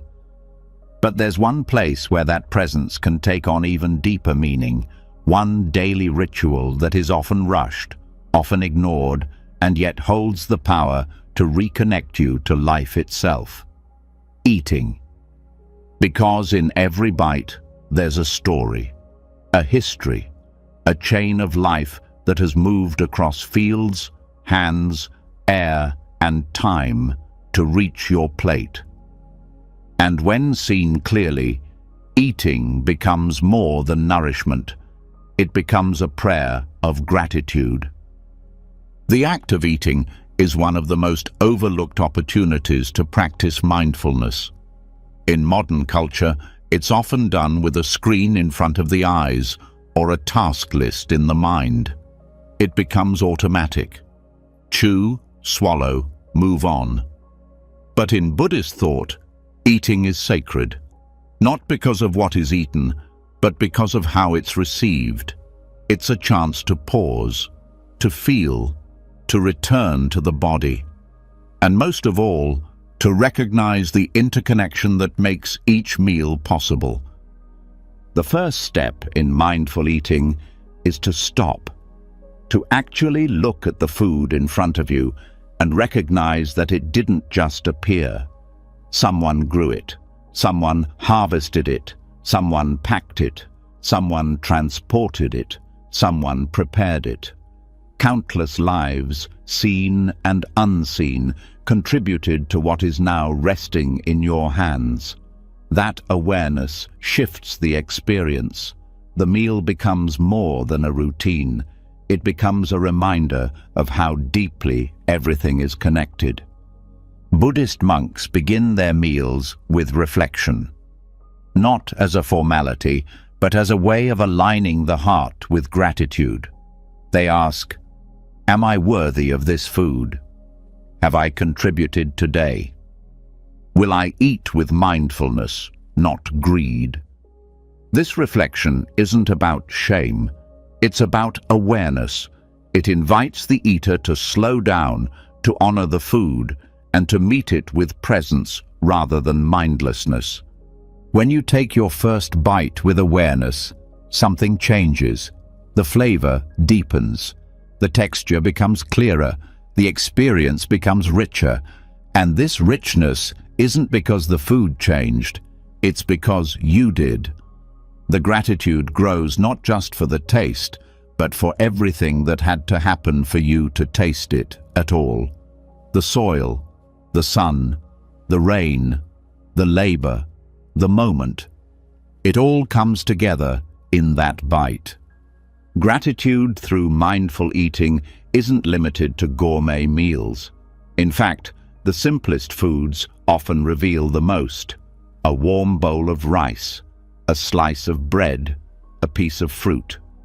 When eaten slowly, when felt fully, these become reminders that life is always offering nourishment, not just through flavor, but through connection. That every bite is a link in the web of existence. This is not about perfection. You don't have to turn every meal into a ceremony, but even one bite taken in silence, with presence, can shift something in you. It can bring you out of autopilot. It can soften your relationship to food. It can remind you that this act, this everyday, often forgotten act, is a form of receiving. And when you truly receive, gratitude arises naturally. Mindful eating also teaches moderation. When you eat slowly, you notice your body's cues more clearly. You stop when full. You savor more with less. The need to consume out of boredom, emotion, or habit begins to fade. You no longer eat just to fill space. You eat to honor the life that supports your own. That is one of the most powerful shifts in Buddhist practice, turning the act of consumption into an act of reverence. Gratitude grows when you feel supported. And what is food if not support? Not just physically, but emotionally, spiritually, relationally. Food brings people together. It tells stories. It holds memories. But when rushed, all of that is lost. The taste fades. The meaning dissolves. And you're left full in the stomach, but empty in the heart. Mindfulness is what brings it back. Eating with presence also allows you to confront your patterns with compassion. You begin to see what you reach for when you're anxious, what you avoid when you feel shame, what you crave when you're lonely. And rather than judging these patterns, you learn from them. You slow them down. You meet them with kindness, because the goal is not control, it's understanding. Understanding is what allows transformation, and transformation opens the door to deeper gratitude. When you prepare your own food, mindfulness begins even earlier. Washing the vegetables becomes a meditation. Slicing with care becomes an act of love. Cooking slowly becomes a ritual of service. You begin to thank the food not just with words, but with your attention. You treat each step with gentleness, and that energy flows into what you create. The food becomes an offering, not just to yourself, but to everyone who eats with you. In Buddhist temples, meals are often shared in silence. There's no conversation, no entertainment, just the sound of spoons, chewing, and breath. At first, it can feel strange, but then something clicks. The silence becomes supportive, the senses heighten, the connection deepens. You realize that gratitude doesn't need to be spoken to be felt. It can move quietly, from mouth to heart to mind. You also begin to understand impermanence more intimately. The food that nourishes you now will be gone in minutes. The fullness you feel will fade. The moment will pass. But rather than mourning that, you appreciate it more. You taste while you can. You give thanks while it's there. And you let go without grasping. That's the beauty of mindful eating. It teaches you to live fully in each moment, even as it disappears. This awareness carries over into the rest of life. You begin to approach other routines with more reverence, washing your hands, pouring tea, feeding your child. You stop seeing these acts as tasks. You begin to see them as expressions of gratitude, and this shift creates peace, not because life became easier, but because it became more felt. Food, when eaten mindfully, becomes a mirror. It reflects your state. It reveals your habits. It shows your pace. But it also shows your potential to slow down, to receive, to notice, to thank. You don't have to wait for a holiday or a special dish. Every meal can become a place of return, a place to come home to your breath, to your body, to the blessings that are too often eaten in a rush. The practice doesn't require much, just presence. Just one breath before the first bite. Just one moment of stillness before reaching for more.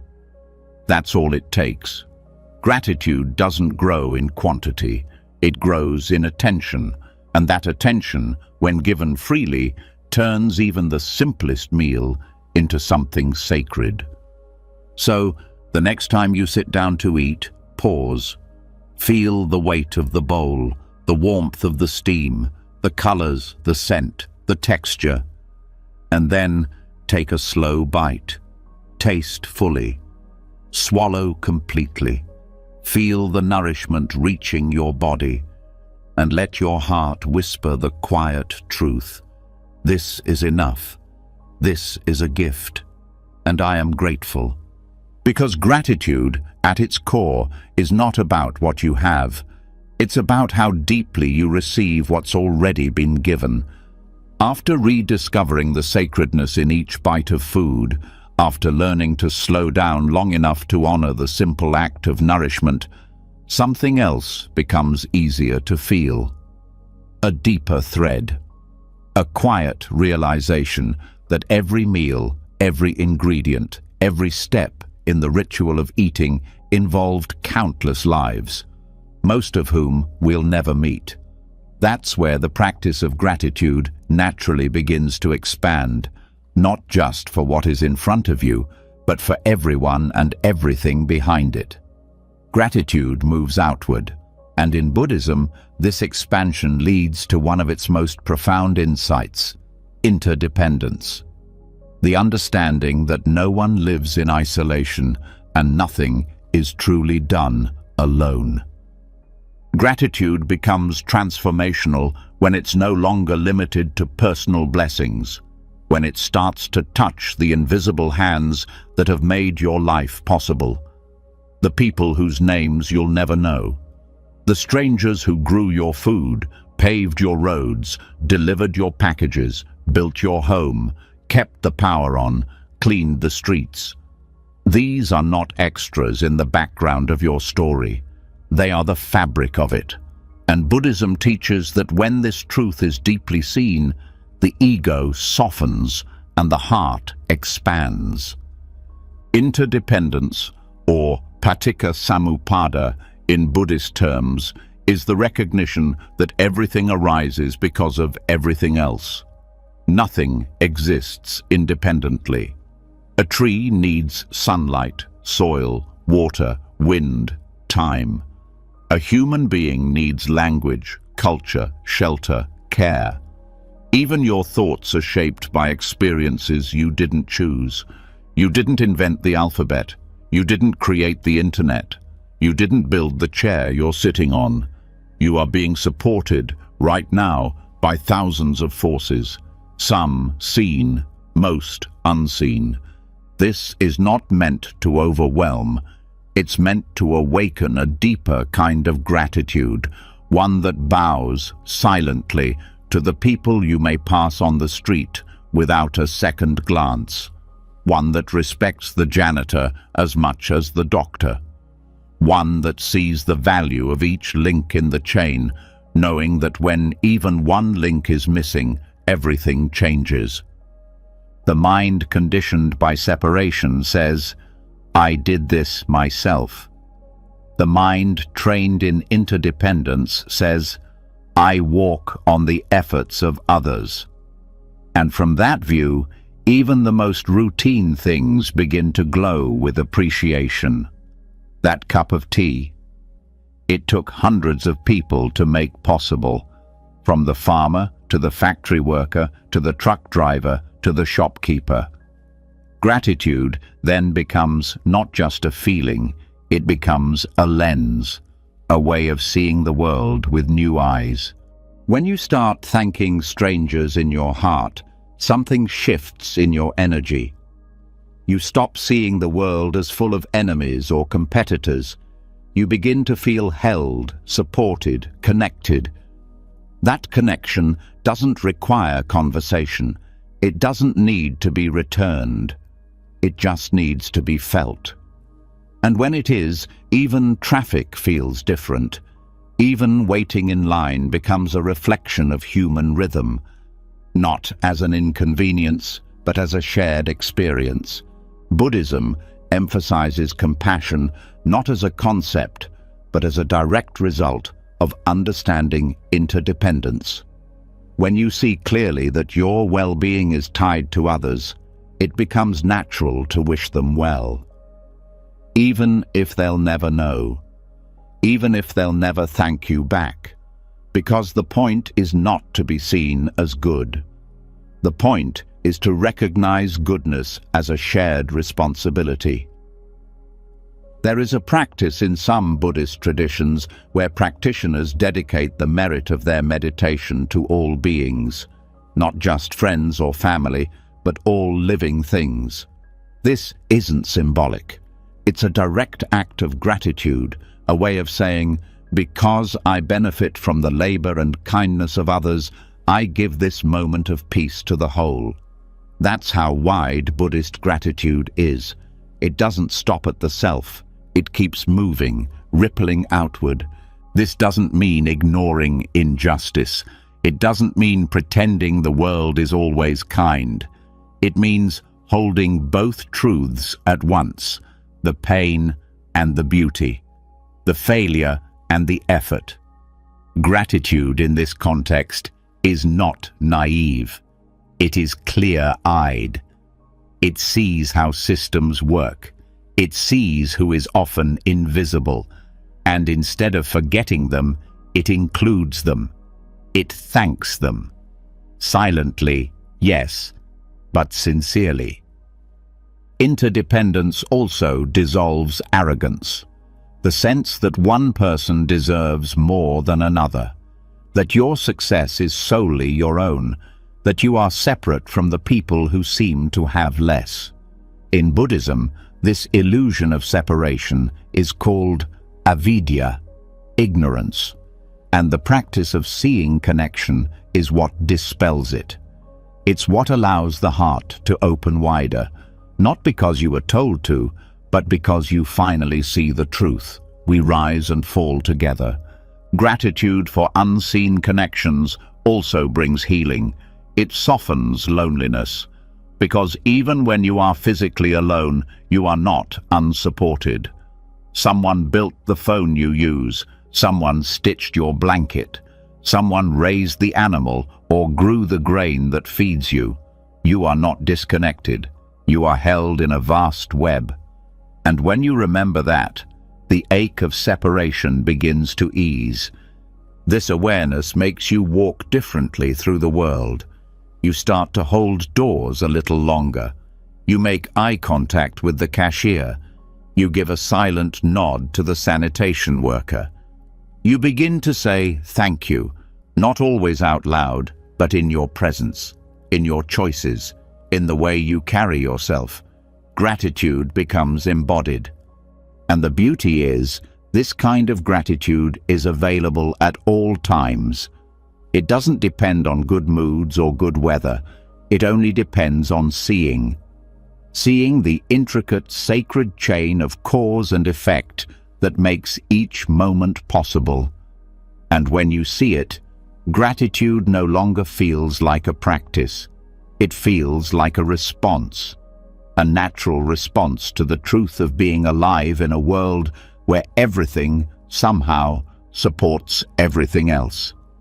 Even the people who challenge you are part of this. The ones who test your patience, who push your buttons, who bring out your shadows. They too shape your growth. They reveal what still needs healing. And if seen from a place of wisdom, even that difficulty can be met with a strange kind of thanks. Not for the pain, but for the chance to respond with clarity instead of reactivity. Gratitude for unseen connections is not sentimental. It is fierce. It is clear. It asks you to wake up from the illusion of separateness and feel the hum of life moving through everything. Through the hands that prepared your food, through the writers whose words shaped your thoughts, through the farmers, engineers, healers, dreamers who have poured themselves into the world so you could live more freely. It also brings a sense of responsibility, not the heavy kind, but the meaningful kind. If so many lives have supported yours, how can your life support others? Not through grand gestures, but through small, consistent care, through showing up with kindness, through offering your own labor, words, time, presence, energy. Gratitude then becomes not just internal, it becomes active. And when you start living this way, something remarkable happens. Life stops being about getting.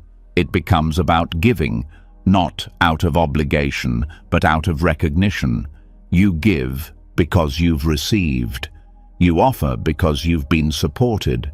And that giving returns to you in the form of deeper peace, wider connection, and a quieter, more grounded joy.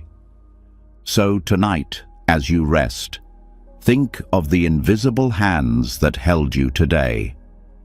The ones who didn't know your name, but made your day possible. Thank them in your heart. Let that gratitude stretch beyond your immediate circle. Let it touch the vast web of connection that holds all things together.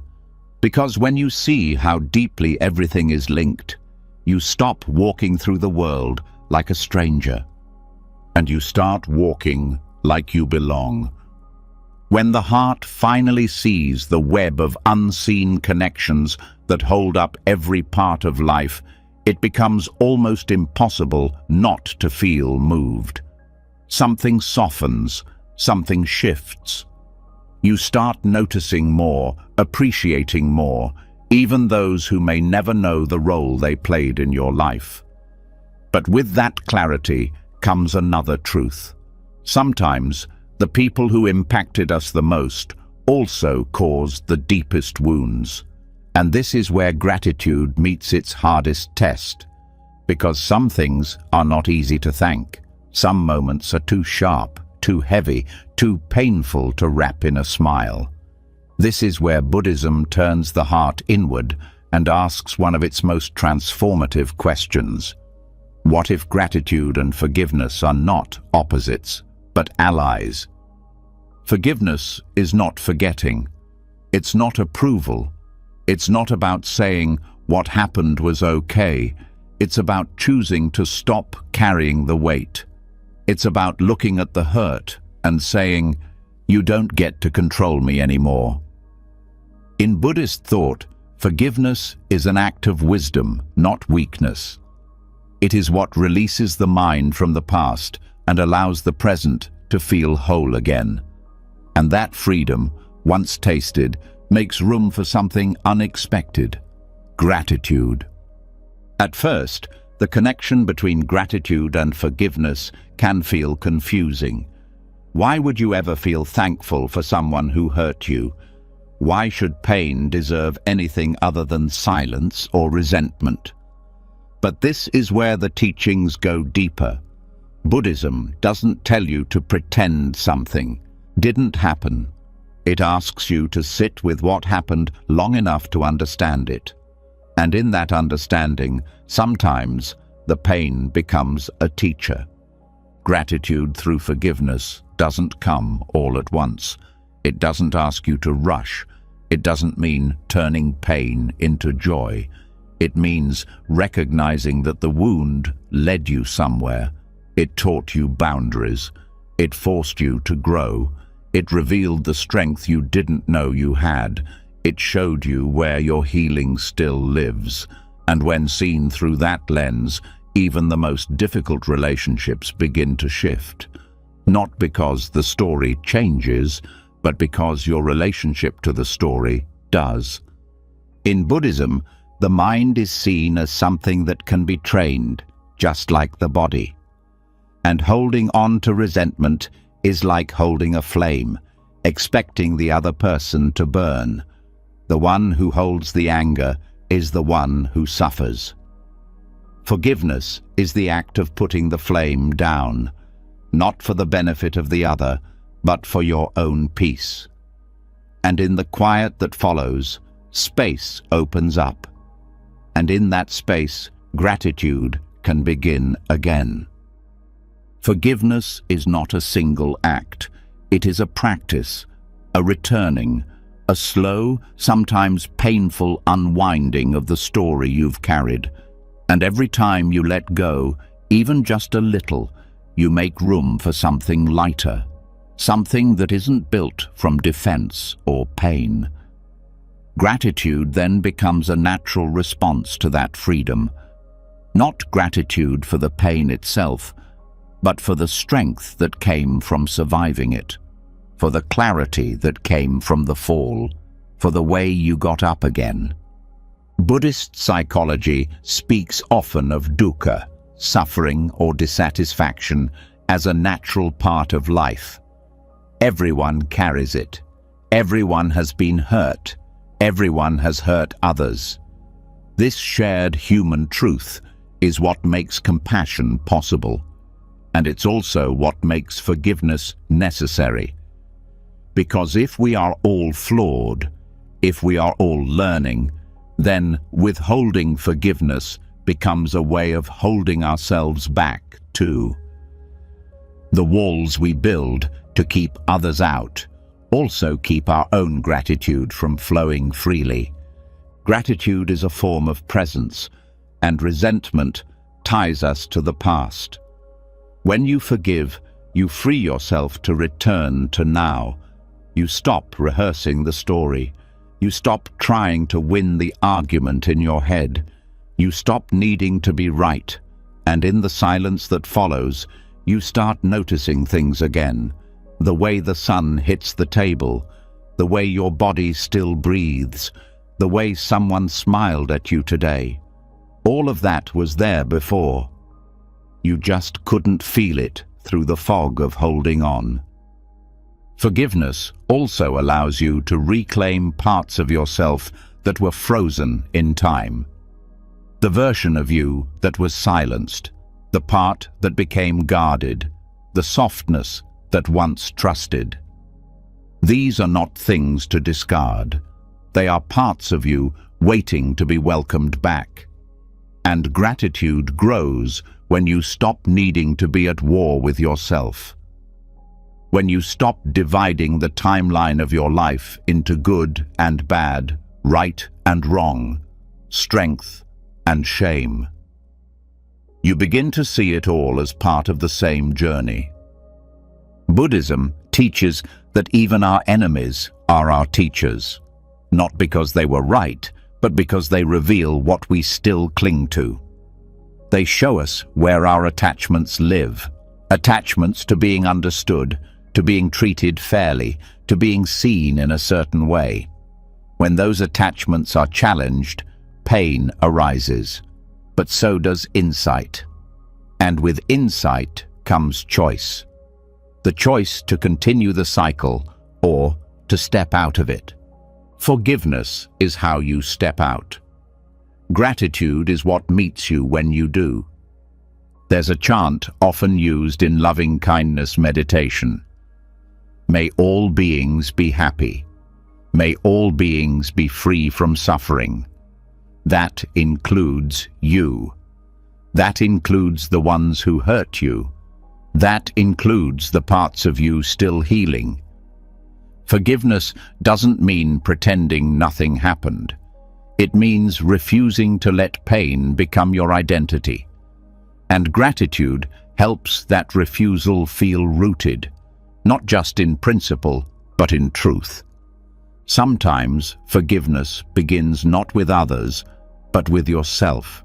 The mistakes you made, the things you didn't say, the times you betrayed your own values. These are the heaviest stories of all. And yet, Buddhism teaches that clinging to self-blame is just another form of attachment. You are not the worst thing you've ever done. You are not frozen in your failures. And the moment you begin to forgive yourself is the moment you start to thank yourself for surviving, for trying again, for not giving up. That self-thankfulness is a powerful step. It's what turns guilt into responsibility. It's what turns shame into transformation. It's what makes the past a source of wisdom instead of a weight. You don't need to forget what happened. You don't need to love every version of yourself. You just need to stop using old pain as proof that you're unworthy of peace. Gratitude through forgiveness isn't dramatic. It's quiet.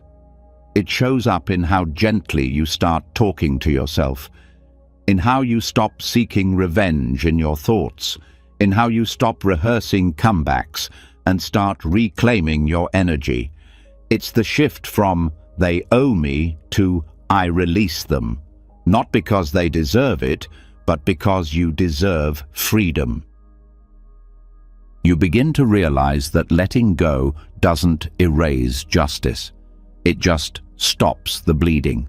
It creates space for new life to grow. And in that new life, gratitude returns, not as a performance, but as a way of breathing. You begin to say thank you for the chance to feel again. Thank you for the resilience that held you through it. Thank you for the people who stayed. Thank you for becoming the kind of person who can move forward without needing to hold on to hate. So tonight, if something in you still feels heavy, this may be the moment to begin again, to take one breath and release one thought. You don't have to fix everything. You don't have to forgive everything. You just have to be willing to soften, to stop turning your back on peace. Because when you do, gratitude comes rushing in, not for what happened, but for what you can now become. And that is enough, more than enough. Always. Letting go is never easy. But forgiveness creates a rare kind of silence, the kind that feels like fresh air after a long storm. And in that space, something soft begins to rise, something that doesn't need explanation or permission, something that's always been there, steady and quiet, even when everything else fell apart. Your breath, the constant that never left, the companion you didn't realize was guiding you all along.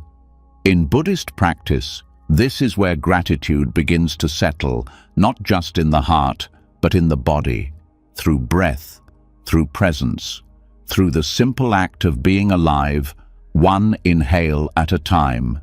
Breath is the one thing that connects every moment of your life. It's the first thing you did when you arrived in this world, and it will be the last thing you do before you leave it. It asks for nothing, yet gives everything. And most of the time, it goes unnoticed. But in Buddhist meditation, the breath is not a background process. It is the anchor, the doorway to clarity, the teacher that reminds you that life is not in the past or the future. It's here, it's now, and it's breathing. Gratitude for breath doesn't need to be loud or poetic.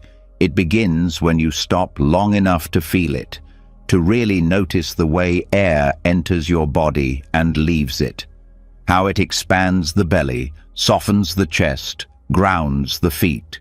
You begin to feel the breath as something more than function.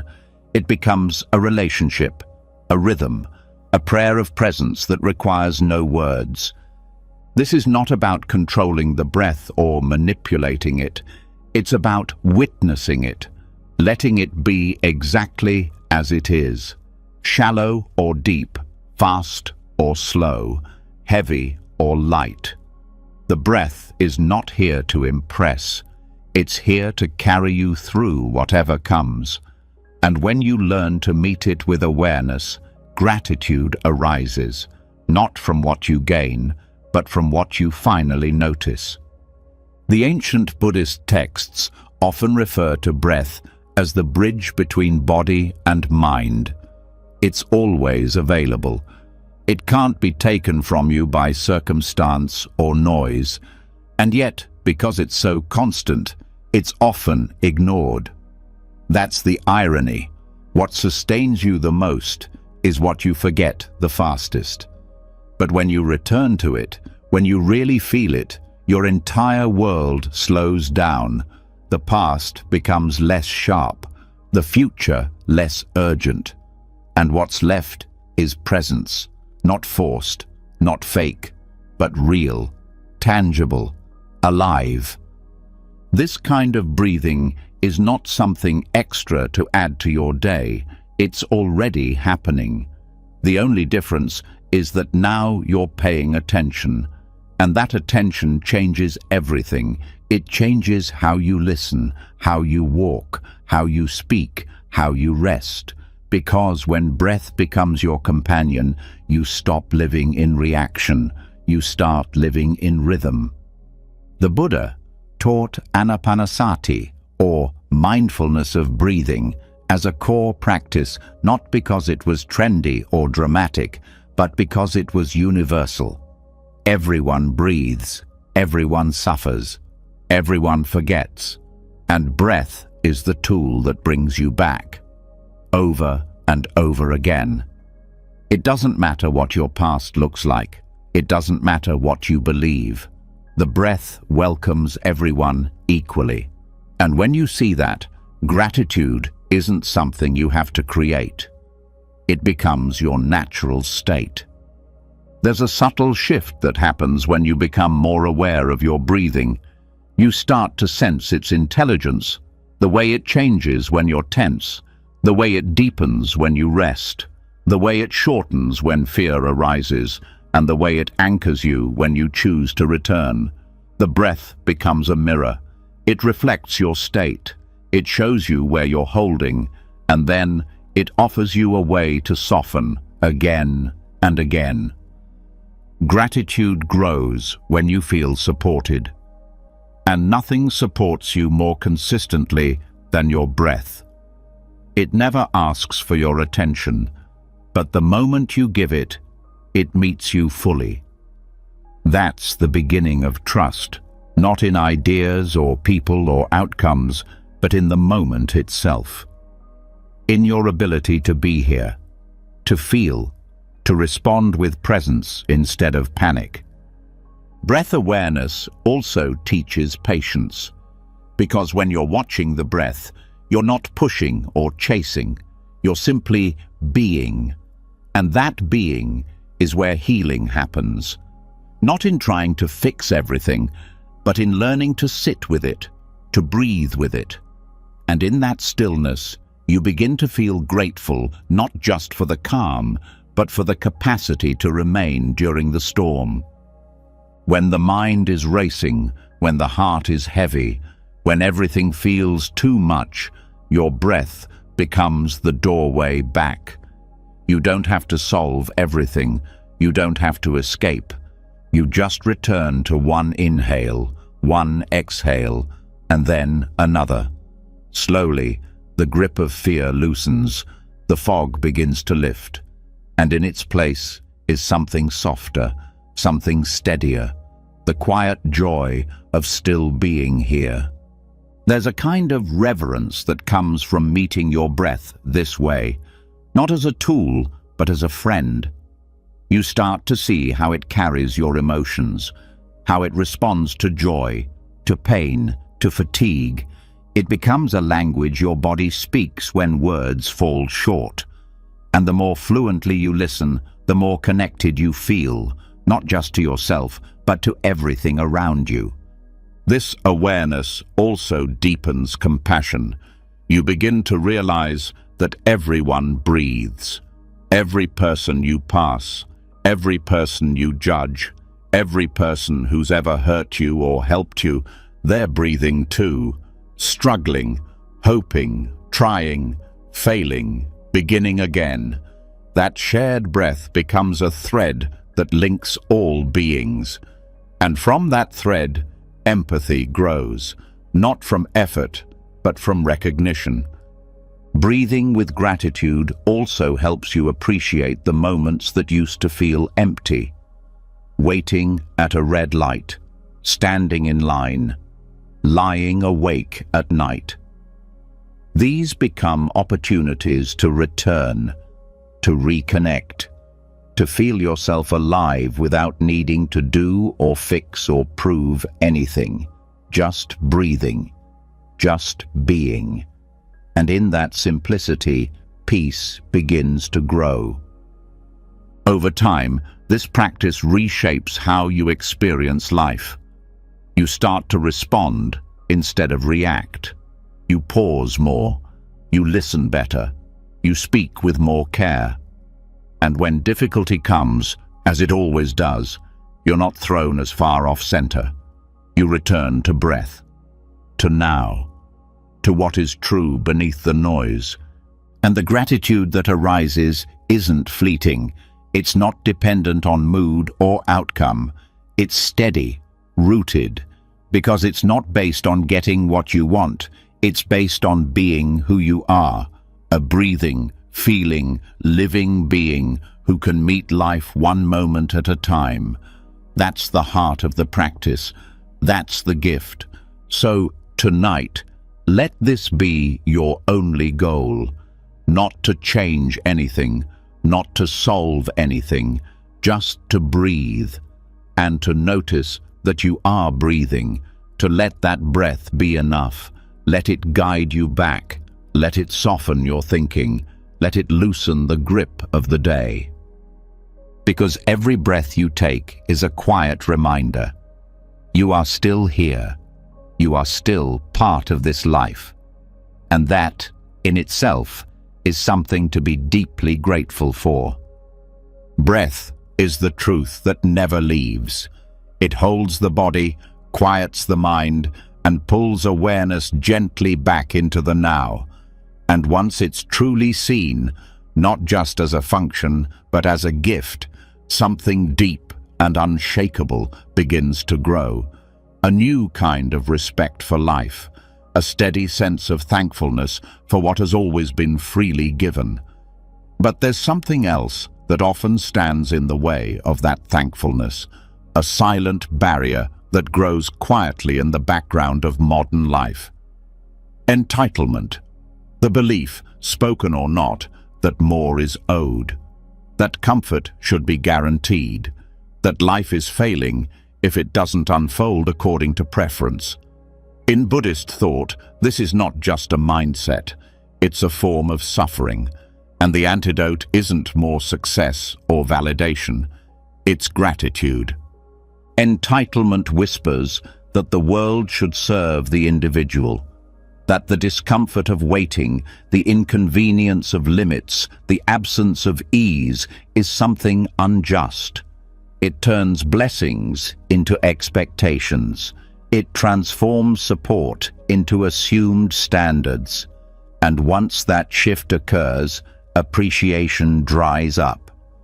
Not because the world has stopped giving, but because the mind has stopped recognizing it. Buddhism doesn't condemn entitlement with anger. It meets it with clarity. It reveals how this grasping, this expectation, this silent demand for life to be tailored around personal wants is a cause of constant frustration, and it shows how gratitude is not just a solution, it's freedom. Modern life trains the mind to expect fast service, constant affirmation, endless choices. It offers convenience that becomes invisible and then expected. But what begins as progress quietly morphs into assumption.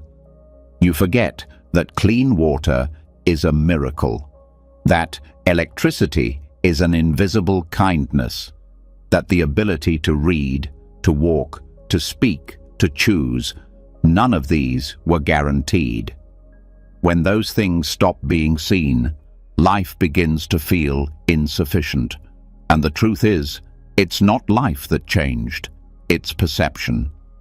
Gratitude reverses that perception. It asks the mind to slow down, to look again, to stop treating what is available as what is owed, because nothing is truly owed, not breath, not shelter, not kindness. And yet, these things exist. They meet us, sustain us, support us through even the hardest days. When you stop to feel that, entitlement begins to dissolve. It can't survive in the same space as sincere appreciation. In Buddhism, the practice of mindfulness naturally weakens entitlement. Because the more present you are, the more obvious the gifts of this moment become. The breeze that touches your skin, the light that falls across the room, the body that still functions, even after everything it's endured. You stop asking why things aren't better. You start feeling stunned that they work at all, that anything works, that, despite all your flaws and struggles, this moment is still happening, and it's enough. Entitlement is a mind obsessed with comparison. It constantly measures what others have and what's missing. Gratitude, on the other hand, is rooted in direct experience. It doesn't care what someone else owns. It feels full because it finally notices what's already here. And when the mind moves from comparison to connection, suffering starts to fade. One of the core teachings of Buddhism is that clinging causes pain. Entitlement is a subtle form of clinging to imagined futures, to specific outcomes, to the belief that life must look a certain way to be good. But when that clinging is released, when the heart bows to reality as it is, a different energy arises. Not defeat, not resignation, but deep reverence. Reverence for this body, this breath, this day, this chance to begin again. Entitlement also disconnects people from one another. It assumes others exist to meet your needs, that their labor, time, and effort should align with your convenience. But gratitude reconnects. It sees effort. It honors contribution. It acknowledges that someone, somewhere, is helping hold your world together. The delivery driver, the factory worker, the translator, the coder, the teacher. Gratitude dissolves hierarchy. It replaces demand with humility. In monastic life, Buddhist monks rely entirely on the generosity of others. They do not buy or prepare their own meals.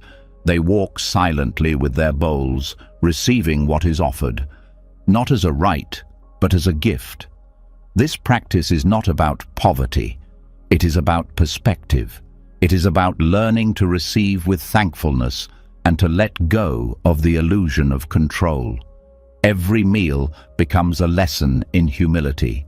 Every bite a reminder that nothing is guaranteed and everything is connected. That kind of living may feel far away from modern life, but its spirit is close. It asks, what would happen if every task, every interaction, every meal was seen not as an obligation, but as a chance to give and receive with awareness? How much of daily life could become sacred again, not through ritual, but through attention? Gratitude, when lived deeply, becomes a kind of prayer, not to a god, but to existence itself. Entitlement limits the heart. It narrows the range of what's acceptable, what's satisfying. Gratitude expands it. It softens edges. It allows joy to enter through unexpected doors. A cold drink on a hot day, a moment of silence, a kind glance from a stranger. None of these require perfection. They only require noticing. And when noticing becomes a habit, the world begins to bloom. There's also a psychological cost to entitlement. It creates anxiety, the constant fear that you're not getting what you deserve, the endless scanning for signs of unfairness, of being overlooked. But gratitude relaxes that fear. It doesn't deny injustice. It just doesn't let it define everything. It allows you to feel full, even in the middle of imperfection. That fullness is what leads to inner peace. Reversing entitlement isn't about guilt. It's about awareness. It's about seeing that the line between enough and not enough is created by the mind, and that when you change how you see, you change how you live. Buddhism doesn't ask you to shame yourself for wanting more. It simply asks you to look closely, to ask, is this want rooted in joy or in fear? Is this expectation making me kinder or more bitter? And most of all, is it blocking me from seeing what's already here? Gratitude also invites participation. Entitlement waits to be served. Gratitude asks, how can I serve? It moves from I deserve to I appreciate, from I need more to I can give more. And that shift changes relationships, work, rest, and even how you view your own life. Because when you stop needing life to owe you something, you begin to offer your life back to others.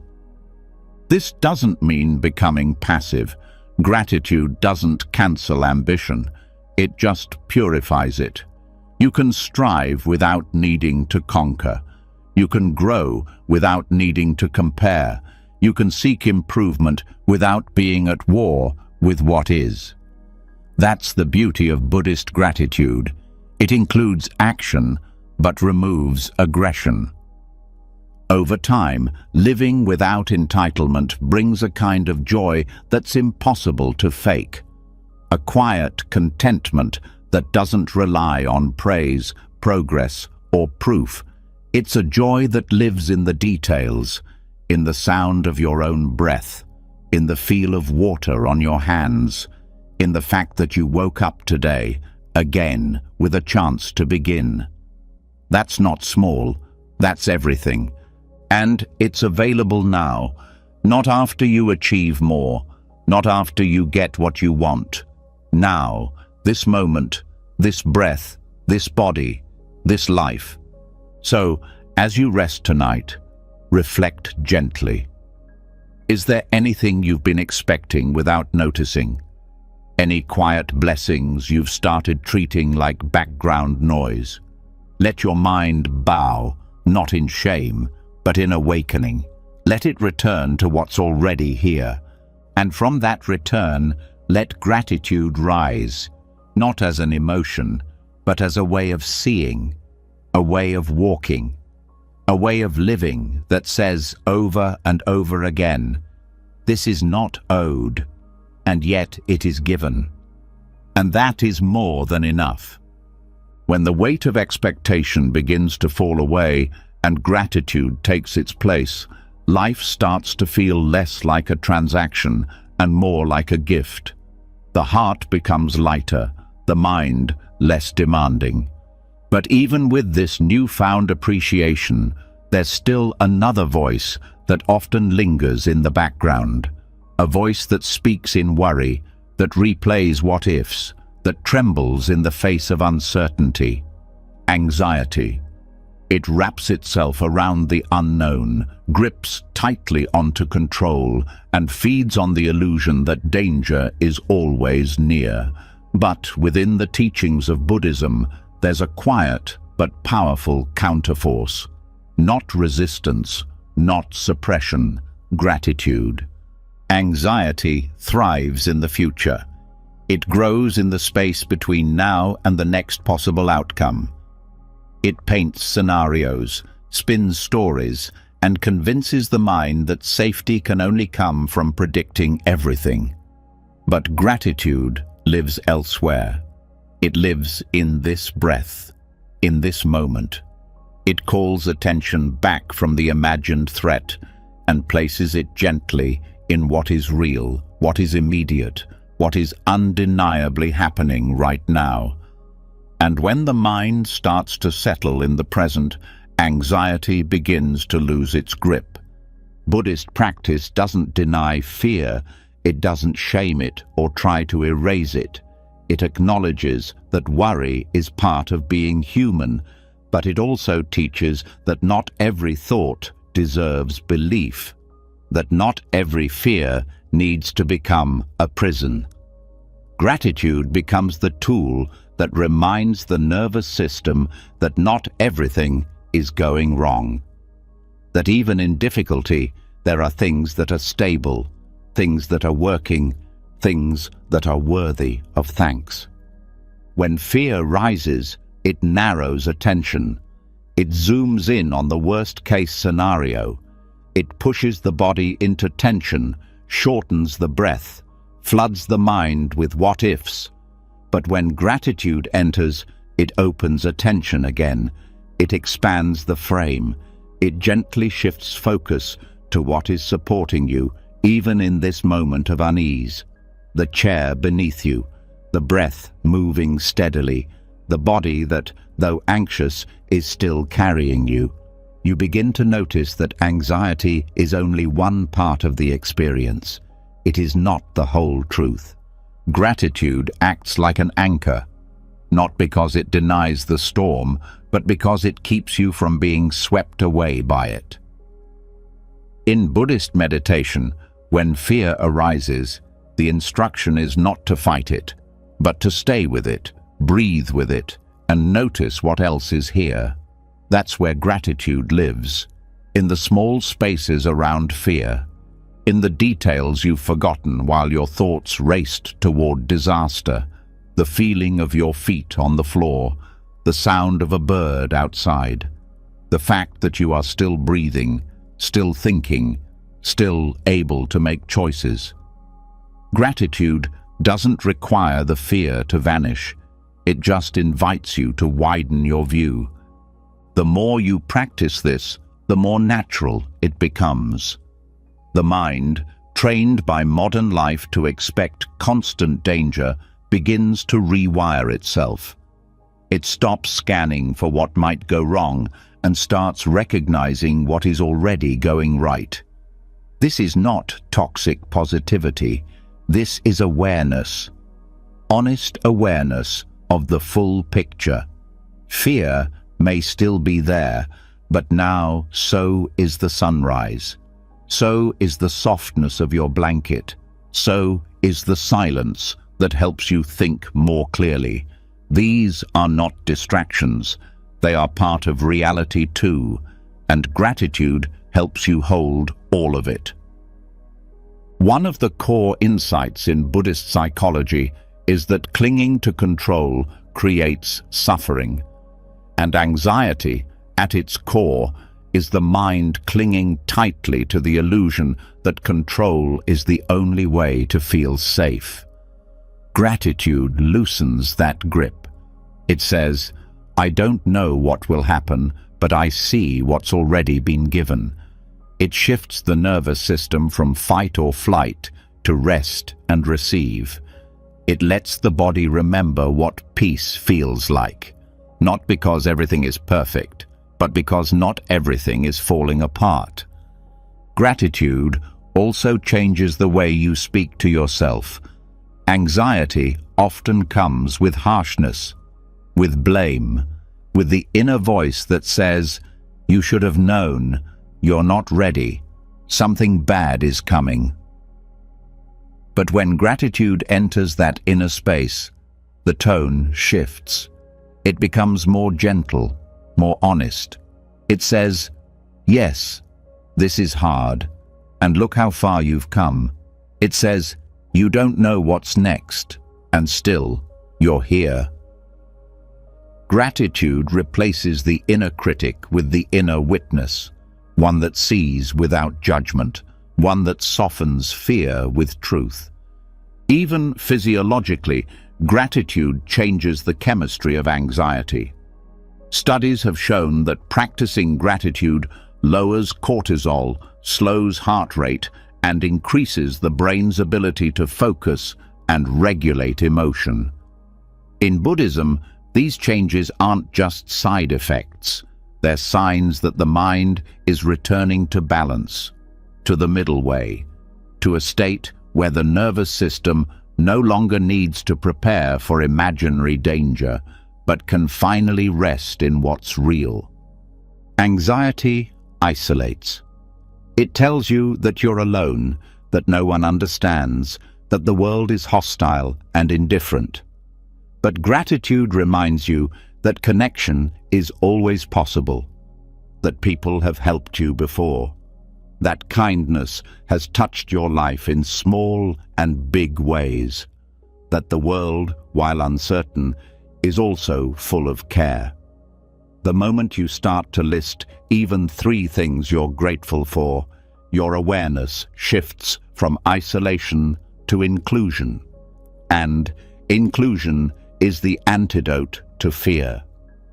Gratitude also grounds the body. When the mind is anxious, it floats into the future. But when you begin to thank your body, your lungs for breathing, your hands for working, your feet for walking, you pull yourself back into form. You stop being a floating thought. You become a person again, a grounded, breathing, sensing being who can meet this moment with clarity. In Buddhist loving-kindness practice, fear is often met with phrases of care. May I be safe. May I be well. May I be at peace. These phrases are not wishes, they are reminders.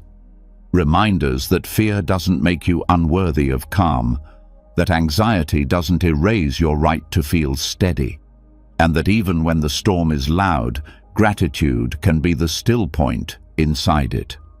You begin to see that gratitude is not something to reach for when life feels good. It is something to turn toward, especially when life feels uncertain. It becomes the tool that helps you pause before panic, that helps you question the story that says, it's all falling apart. That helps you come back to this moment, not with denial, but with courage. Gratitude also brings perspective. It reminds you that you've faced difficulty before, that you've survived hard days, that worry didn't break you, that somehow, even when fear said you wouldn't make it, you did. And here you are, breathing, listening, growing. That history is real, that resilience is real, and remembering it is a form of gratitude in itself. Eventually, this practice becomes part of your nervous system. The mind still worries, but now it also remembers. It remembers that peace is possible, that fear can visit without staying, that the breath is always available, that gratitude doesn't erase anxiety, but it makes room beside it. A room where calm can sit down, where kindness can return, where you can rest, even if just for a few moments. So, as this night unfolds, let that room be enough. Let one grateful thought soften one anxious one. Let one moment of presence interrupt the loop of fear. You don't need to be fearless. You just need to remember that not everything is a threat, that some things are still beautiful, that your body is still breathing, that this, right now, is not danger. It's life. And life, even when uncertain, is still full of things to thank. Let that be your protection. Let that be your peace. Let that be the beginning of a new way forward, one breath at a time. When gratitude begins to calm the storms of anxiety, when the breath slows and the heart softens, something unexpected starts to open, space for others, for their voices, their stories, their presence. Because fear tends to narrow the mind, but thankfulness expands it. And in that expansion, another kind of gift reveals itself. The gift of mindful listening. In Buddhism, listening is not just a way to gather information. It's a form of meditation, a form of service, a form of connection, and it's in that quiet, intentional hearing that gratitude finds a deeper home. Most people aren't truly heard. In conversations, they're often met with interruption, judgment, distraction, or silence that's waiting to speak again. But when someone listens with their full presence, something shifts.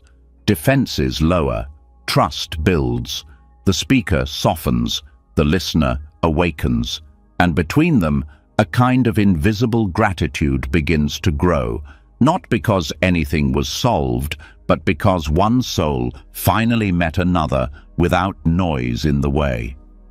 Mindful listening means being fully where you are. No planning your response, no forming conclusions, no multitasking in your mind. Just hearing, noticing tone, body language, the pauses between words, feeling the emotional current, not just the content. It's not passive, it's active presence.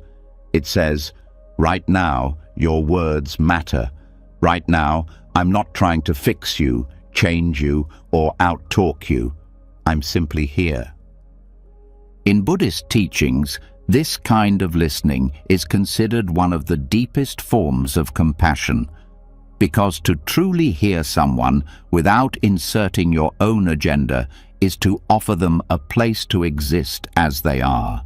And when people are allowed to be as they are, gratitude naturally arises, not just in them, but in you, because you begin to realize how rare and powerful that kind of presence really is. Gratitude in listening is not always loud. It can be felt in the warmth of a nod, in the silence that holds space, in the softening of someone's face when they realize they won't be interrupted. It's in the trust that builds word by word, and it grows strongest not when there's agreement, but when there's genuine attention. Listening this way changes relationships. It heals what distance has frayed. It reveals layers of someone that were buried beneath quick conversations and surface talk. It uncovers histories, longings, and fears that were never meant to be secrets, but simply needed patience to be shared. And the listener, through that patience, receives something more valuable than any clever reply. They receive truth, vulnerable, living truth. Gratitude deepens in that truth, because when you listen deeply, you begin to see the effort it takes for someone to speak their truth, the courage it takes to show up, the trust it takes to be open. And suddenly, you're not just hearing words, you're witnessing a gift, a moment that could have passed unnoticed, but instead becomes sacred. Buddhism teaches that every person is a mirror, and when you listen without judgment, what you hear in them often reflects what lives in you. Their fears touch your own. Their joys remind you of forgotten happiness. Their confusion echoes your own searching. And in that shared humanity, a new kind of gratitude arises, not just for them, but for the reminder that you are not alone. This kind of listening also requires humility. To hear someone without inserting your story, to not one-up, correct, or compare, to let them lead the moment, to let them feel seen without your ego needing attention. That humility is not silence, it's strength. The kind of strength that says, this moment isn't about me. And that kind of surrender creates room for connection deeper than words. Mindful listening can also reveal how rarely we truly show up. How often we listen to respond, not to understand. How often we filter what we hear through our own judgments. But awareness brings change. And with that awareness comes the chance to shift, to listen better, to care more honestly, to sit with someone's words the way you would sit beside a friend in silence, not needing to fix the silence, just to share it. Buddhist practice often emphasizes deep listening, not just with others, but with yourself. Hearing the quiet truths beneath your own thoughts. Not silencing them, but listening with curiosity. That same quality of inner listening is what gets extended outward. The more kindly you listen to your own struggles, the more space you create to hear others without defense. Gratitude in listening also transforms conflict. Because when someone feels heard, they no longer need to shout. When they feel understood, even if not agreed with, the edge begins to dull. Tension drops. And what remains is a human being who, like you, wants to be known, not judged. Gratitude in these moments isn't about being right. It's about recognizing the courage it takes to speak and the compassion it takes to hear. This doesn't mean agreeing with everything. It means honoring someone's experience as real, even if it's different from your own. It means letting the conversation become a place of connection, not conquest. And that act, again and again, reshapes not just the conversation, but the relationship. Over time, this becomes less a technique and more a way of being. You walk into conversations not to defend, but to discover, not to teach, but to understand. And as you listen more mindfully, the world begins to open. Strangers become more human. Loved ones feel safer, and gratitude grows, not for what was said, but for the space that was created. This practice also trains the mind to slow down, to not rush toward the next thing, to linger in the now. And that slowness is healing, because it reminds both people that presence is still possible, that depth still exists, that connection isn't lost, it's just hidden beneath hurry and habit. But once you slow down enough to hear it, it returns. Gratitude in mindful listening becomes a kind of nourishment. For the speaker, it's the nourishment of being received. For the listener, it's the nourishment of being useful without fixing. And for the relationship, it's the nourishment of trust quietly growing, not from big gestures, but from consistent presence. So tonight, let this reflection settle in your heart. Think of one person you spoke with recently. Ask yourself, did I hear them fully? Did I let them finish?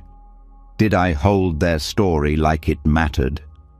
Not to guilt yourself, but to remind yourself of the power you hold. The power to create safety, healing, and appreciation just by listening differently. Because in the end, deep listening is an act of love. And love, when met with awareness, always leads to gratitude.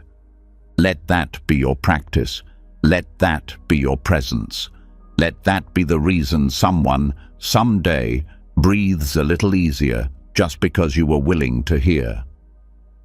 When the mind slows enough to truly hear another, when attention becomes a form of love and presence replaces interruption, something rare is restored.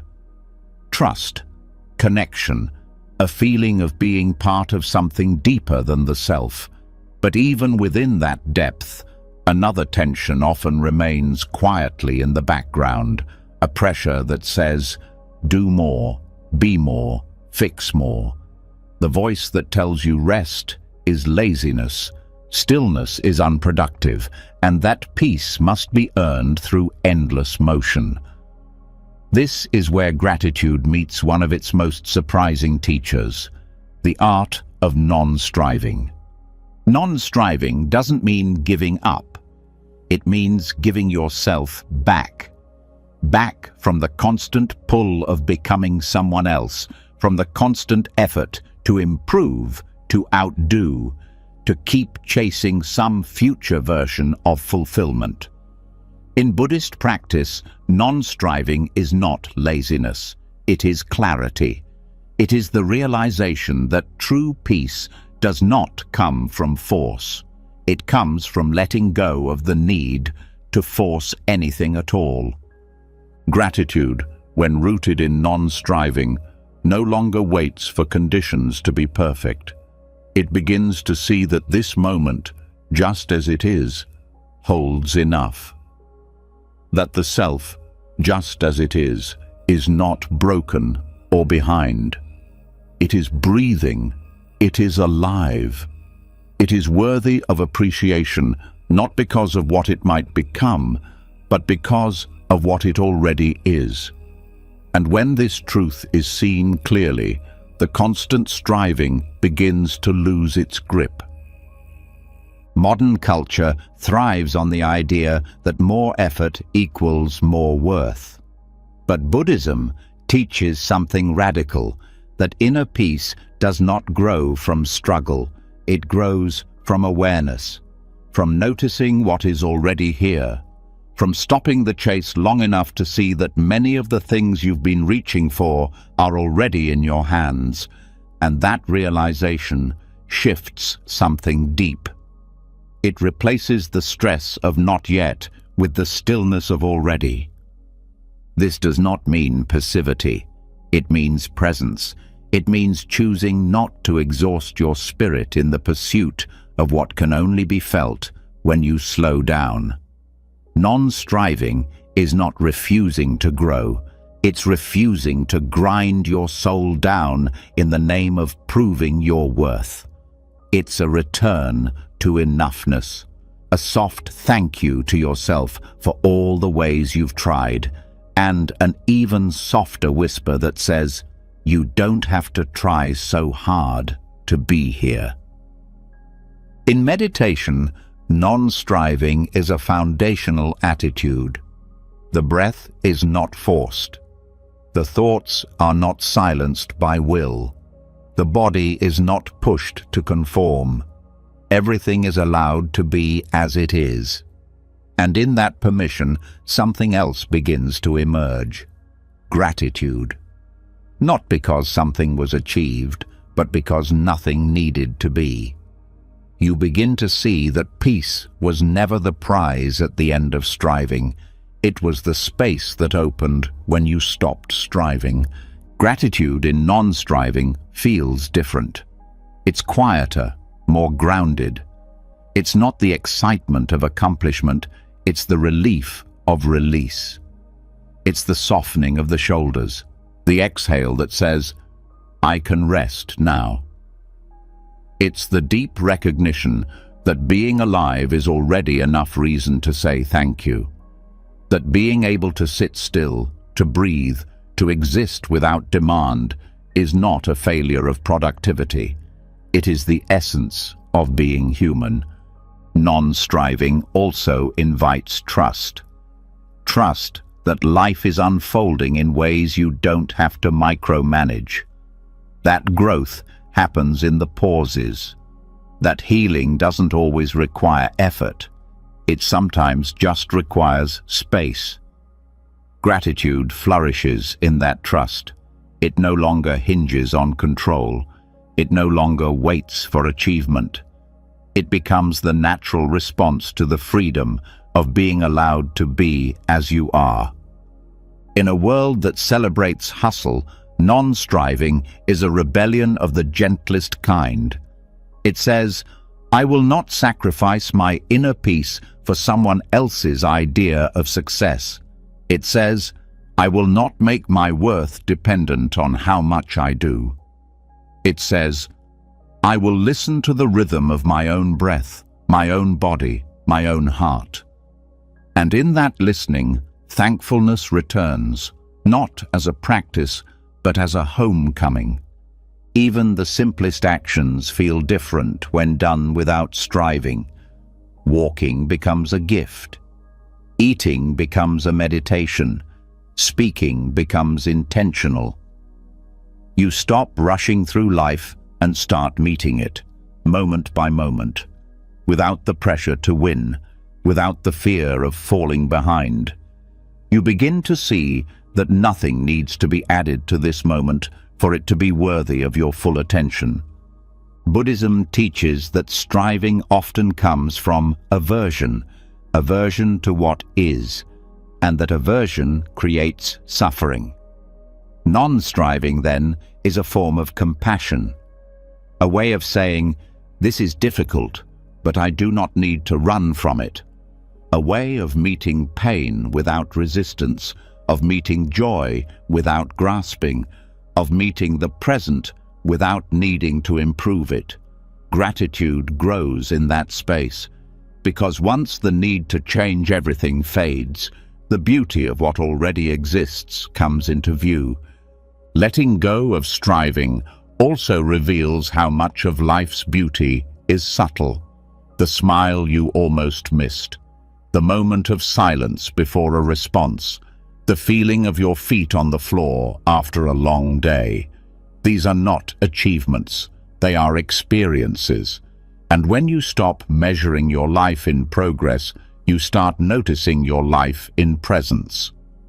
Gratitude then becomes not a reaction to big moments, but a way of being with small ones. Non-striving also teaches you to relate to yourself differently. You stop demanding constant improvement. You stop evaluating every emotion. You stop fixing yourself like a broken machine. Instead, you begin to treat yourself like a friend. You begin to appreciate your own rhythms. You begin to rest without guilt. And in that rest, your nervous system begins to heal. Your inner voice becomes kinder. Your heart becomes more open, not because you earned it, but because you allowed it.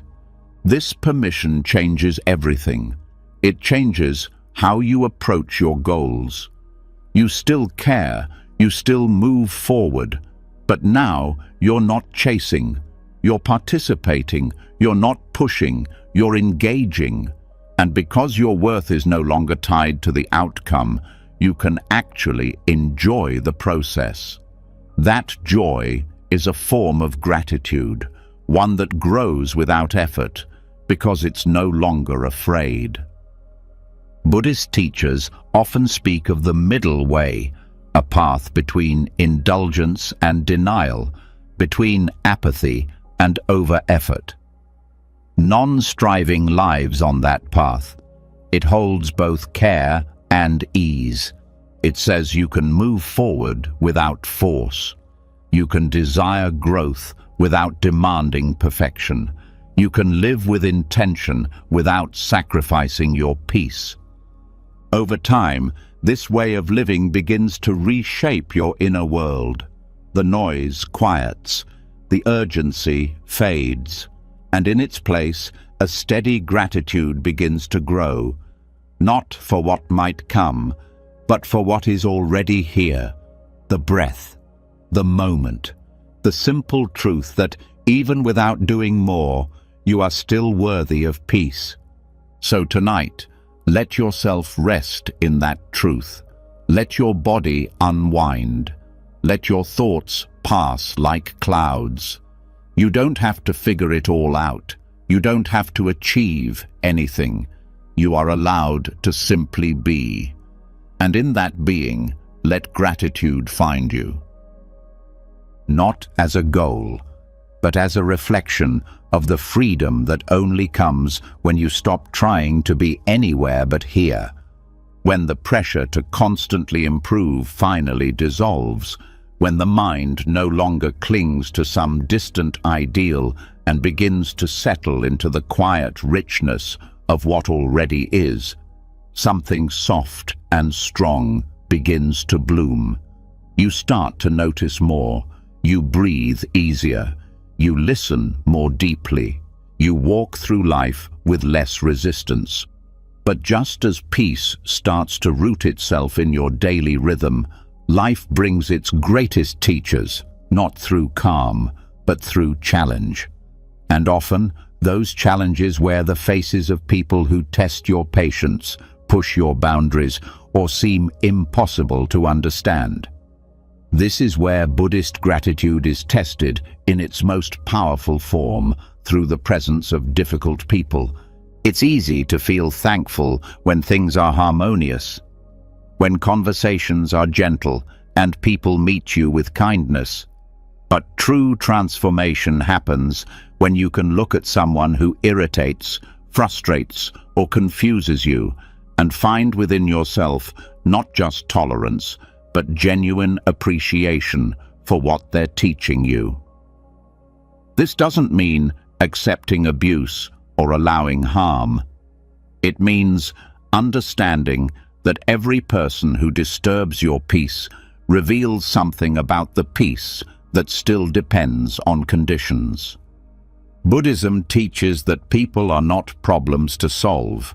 They are mirrors. Every reaction, every discomfort, every emotional spike is a signal pointing inward.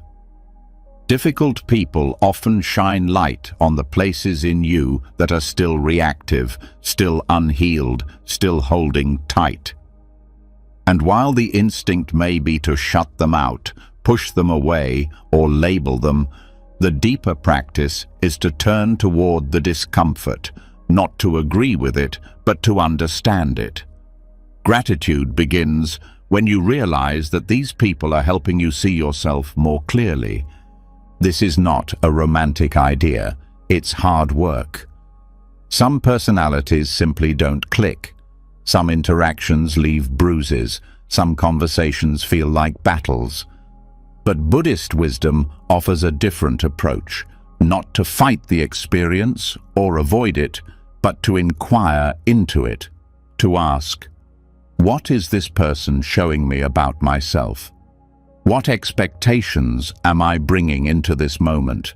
What part of me is still attached to being right, to being liked, to being in control. Gratitude starts to grow, not because the person becomes easier, but because your mind becomes less reactive. You stop needing them to change for you to be at peace. You start seeing the space between their behavior and your response. And in that space, choice is born. The choice to listen more than defend. The choice to pause instead of escalate. The choice to soften, even if they don't. This shift isn't weakness, it's freedom. When your peace no longer depends on others behaving the way you want, you reclaim enormous power. And that's when you begin to feel thankful, not for the conflict, but for the clarity. You thank the person not for hurting you, but for showing you where your work still lives. You thank them not because they were right, but because they revealed something real. And that kind of gratitude is unshakable. In Buddhist practice, this is the heart of compassion, not just wishing others well, but recognizing their suffering even as they hurt you. Most difficult people are not malicious, they are hurting, reacting from fear, pain, confusion. When you can see that, something softens in you, the edge dulls, the armor loosens. Gratitude then becomes a form of compassion, a quiet acknowledgement that we are all trying, failing, learning, and that no one is only the worst thing they've done. Even if the interaction doesn't change, you do. You carry less resentment, you ruminate less, you stop replaying arguments in your mind. That inner peace is not a gift the other person gave you, it's a gift you gave yourself by changing your perspective. And that self-given peace becomes something you deeply value. Gratitude arises for your own capacity to grow, to stay present, to choose kindness even in the face of discomfort. Difficult people also teach you boundaries. They help you see where you've been too open, too accommodating, too afraid to say no. They force you to clarify what matters to you, and that clarity, once gained, becomes a strength. Gratitude then includes the lesson, the firmness, the self-respect that was born from the tension. Without the difficulty, those muscles wouldn't have developed. There's also a humility that comes from being around those you don't naturally like. It shows you the limits of your patience. It exposes your judgments. It humbles your assumptions. And from that humility, a deeper gratitude arises, not just for the lesson, but for the opportunity to choose love in a place where it doesn't come easy. That choice makes your compassion real, not theoretical. Over time, you may even begin to feel thankful that not everyone agrees with you, that there are voices in your life that challenge your thinking, that force you to reflect more deeply, speak more clearly, feel more intentionally.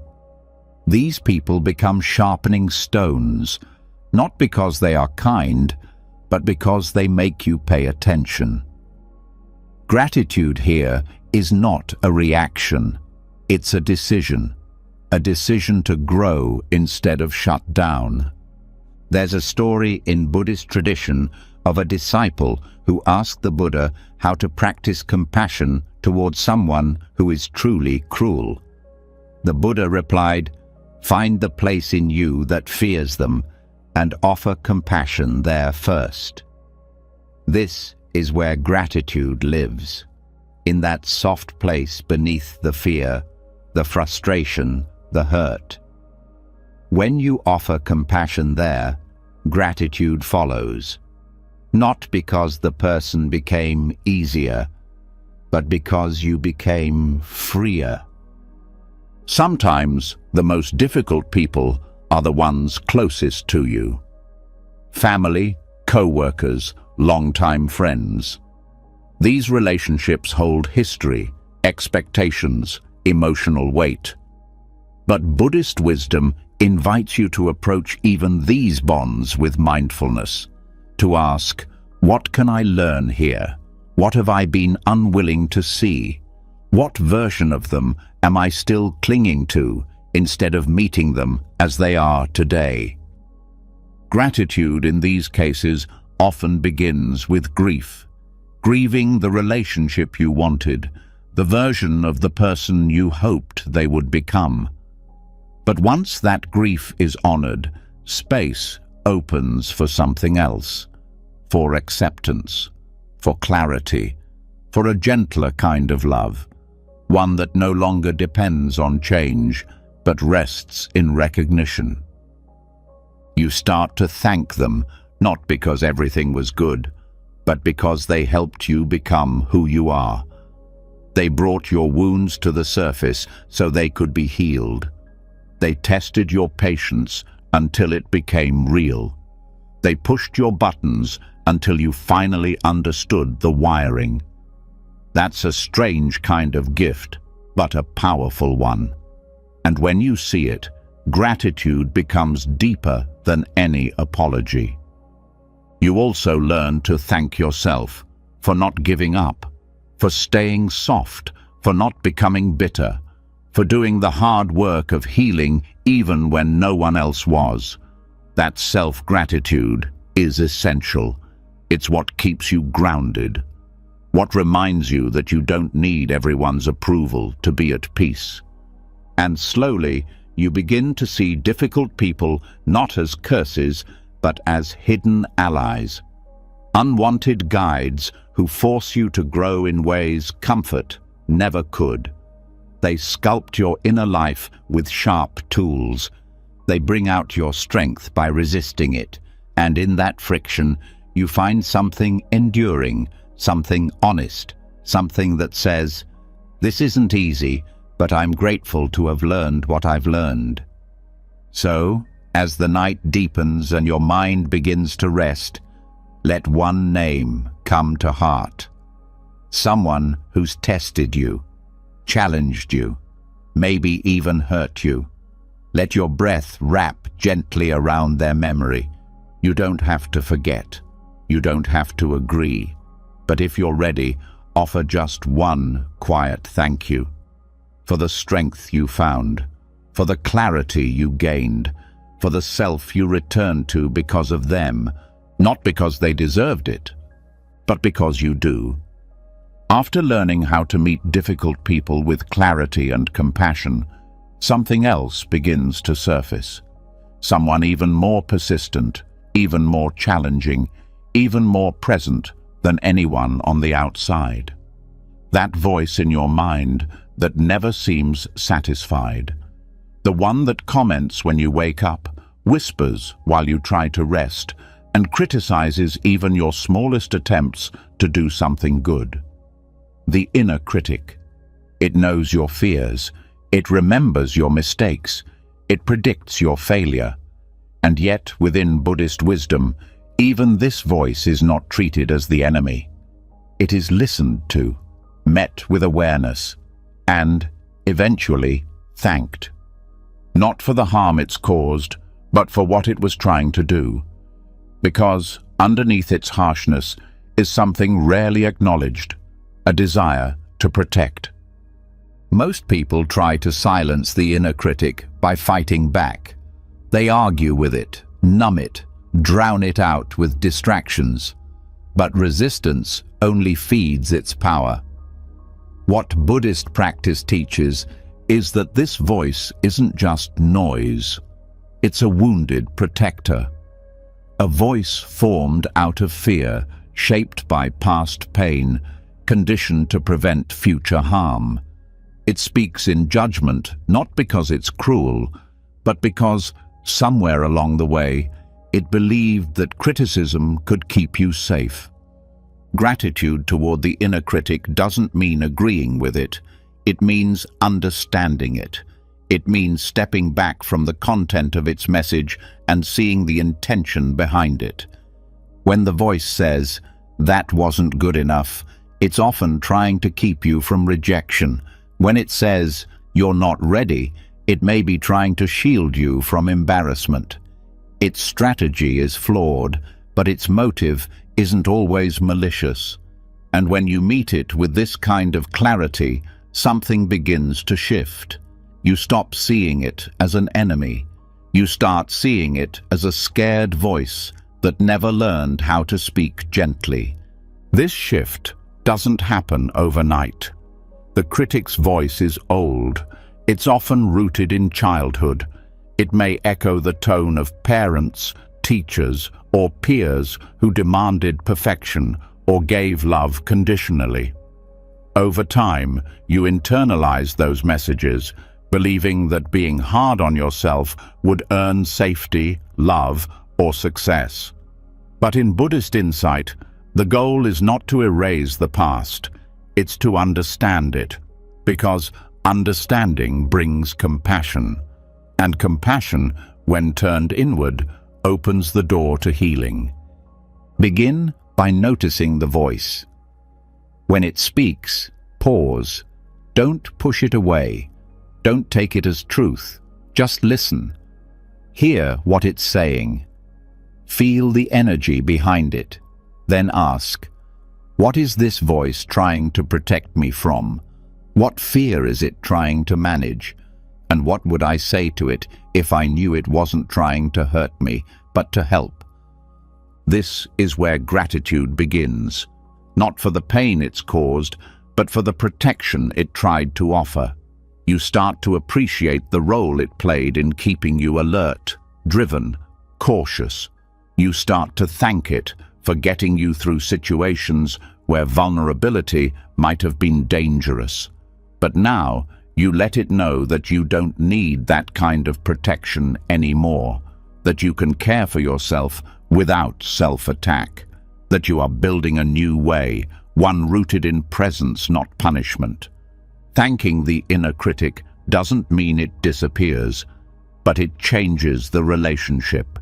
The volume lowers, the words soften, the urgency fades, and in its place, a new voice begins to grow.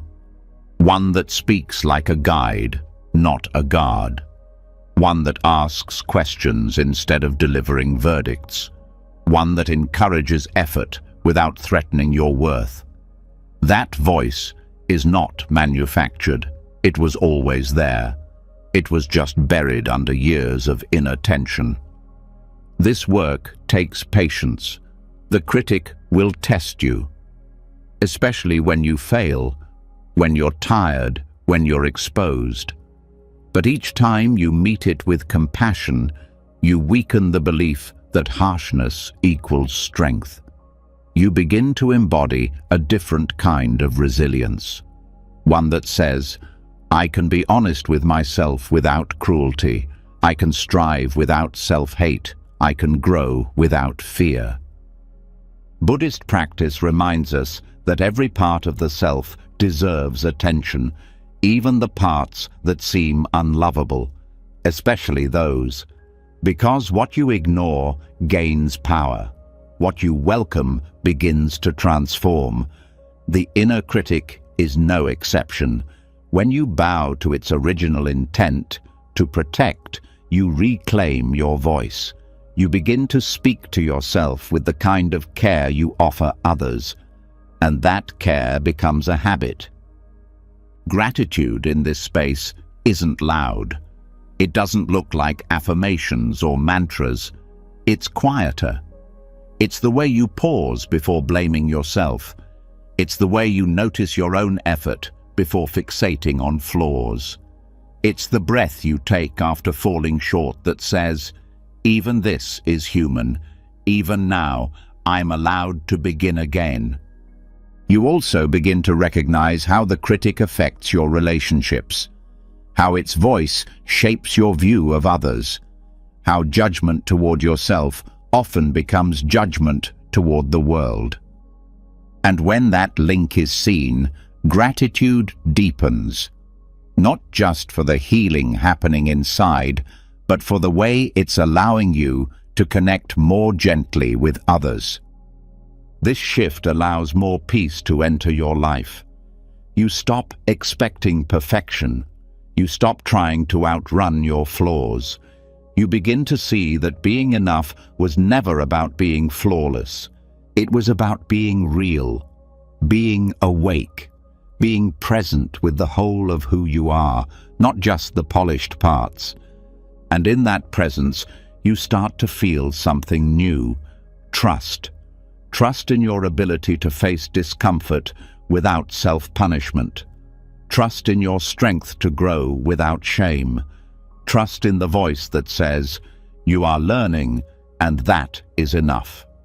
That trust is the root of lasting gratitude, because it no longer depends on outcomes.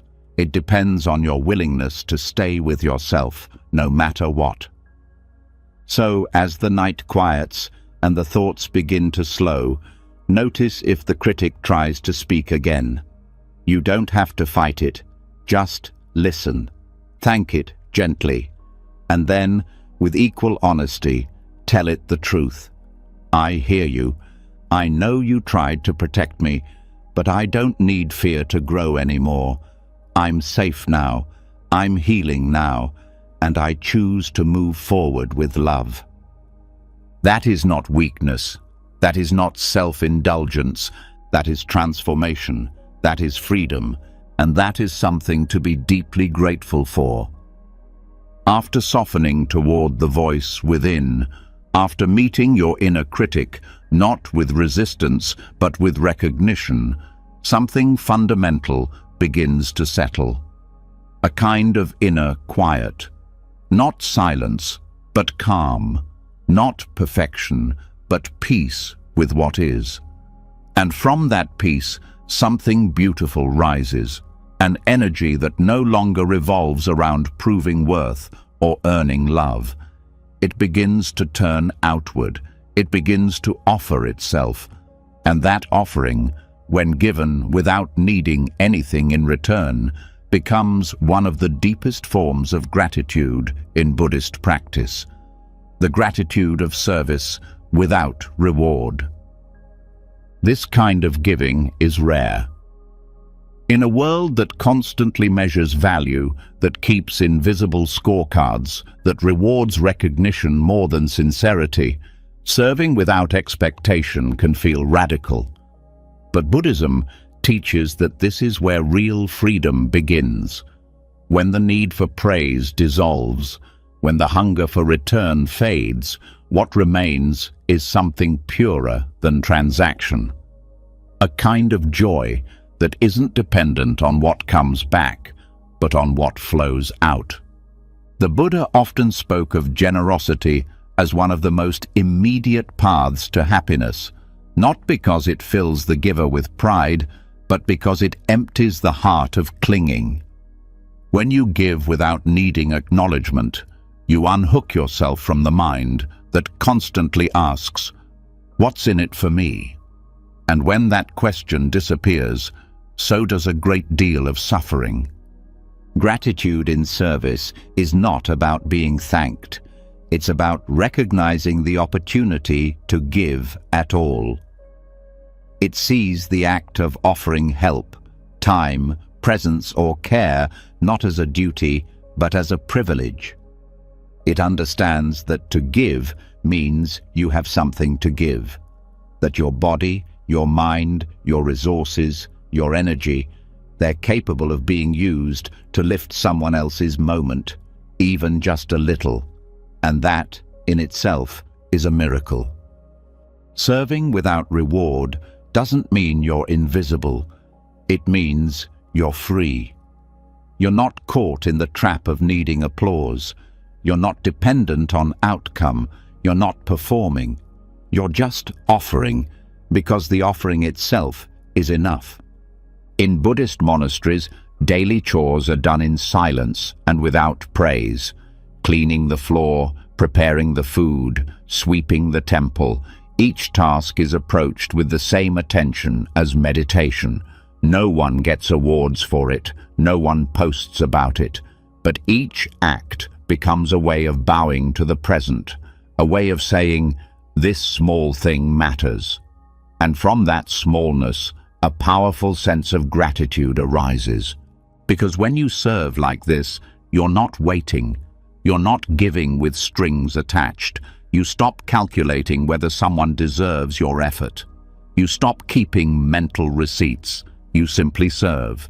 And when that service is complete, you rest. Not with resentment, but with fulfillment.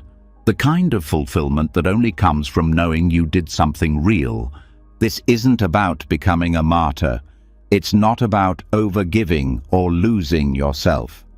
Buddhist wisdom is clear. Giving must be sustainable. It must come from fullness, not from depletion. But once you care for yourself enough to give from a stable place, that giving becomes joyful. It becomes light. It becomes something you want to do, not because you're trying to prove anything, but because it feels good to give without chains. When the mind lets go of "I gave, so I should get," it begins to open in a new way. It starts to see how interconnected everything is, how the water you pour for someone else quenches your own thirst in a different form, how every kind gesture plants something in the soil of your own heart, not to be harvested for applause, but simply because it makes the ground more fertile. Gratitude in this context becomes less of a moment and more of a movement. It's not just something you feel, it's something you live. You give thanks by giving time. You give thanks by making meals. You give thanks by listening, by showing up, by cleaning something that no one will notice but everyone will benefit from. That's the beauty of invisible service. It's everywhere, and it touches everything. This kind of practice also protects you. Because when your giving is rooted in presence instead of outcome, you don't get burnt out as easily. You're not crushed when others don't notice. You're not bitter when there's no return. Your heart stays open because it's not giving to be filled. It's giving because it's already full. And that fullness becomes self-sustaining. You begin to notice how the act of serving, without needing anything back, actually nourishes you. It clears the mind. It softens the ego. It brings you closer to what matters. Not status, not praise, but real connection. Sometimes the deepest acts of service are the quietest ones. Holding space for a friend's grief, picking up trash on a street no one cares about, sending kindness in thought to someone you may never meet. No ceremony, no spotlight, just intention, just love expressed through action. And in those moments, your presence becomes a prayer, not for yourself, but for the world. And that prayer is a form of gratitude so pure that it doesn't even name itself. This is also how Buddhist monks dedicate their practice, not just for their own awakening, but for the benefit of all beings. Every chant, every breath, every silent hour of sitting becomes a gift offered outward. And even though no one may see it, that offering has power. Because service done with love, even in the smallest moments, changes the energy of the world. It also changes your relationship with yourself. You stop measuring your worth by how much recognition you get. You begin to feel steady in your own sense of value. You learn to trust your quiet acts. You learn that sincerity is enough and that trust builds something strong, a kind of dignity that doesn't need to be seen to feel real. Gratitude deepens when giving becomes natural, when it's no longer forced or calculated, when it rises spontaneously because your heart has learned that the joy of giving is not in what returns, It's in the giving itself. So, tonight, as you let your breath slow and your body soften, reflect gently. Think of the quiet ways you've served, the unnoticed things you've done, the kindnesses no one clapped for.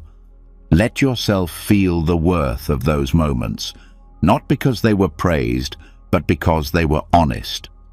Let yourself rest in the truth that giving without reward is not loss, it is liberation. And in that liberation, you'll find a gratitude that no one can take away. When the need for praise falls away and service becomes its own reward, gratitude stops being something you chase. It starts being something you live. It moves through your hands, your choices, your quiet acts of care. But even with that depth of giving, modern life has a way of sweeping you back into its current. Days blur, moments rush, meaning slips, and slowly, even the heart's sincerest gratitude can become something abstract again, something you feel but no longer express. This is where the old ways can save you. This is where ritual returns. Not as something religious or rigid, but as a way of remembering, a way of anchoring your thankfulness to something steady, tangible, alive. In Buddhist practice, rituals were never about superstition. They were never about pleasing a higher being or checking a spiritual box. They were reminders, grounding points. They brought the sacred into the ordinary, over and over again. Lighting incense wasn't about scent. It was about pausing before speaking. Offering food to the altar wasn't about worship. It was about remembering the hands that made the meal possible. Bowing wasn't about hierarchy. It was about softening pride. These were not performances, they were doorways. And through those doorways, gratitude flowed like breath. Today, ritual is often lost, or it's reserved for holidays and special occasions. But gratitude doesn't thrive in once-a-year reflections. It needs rhythm.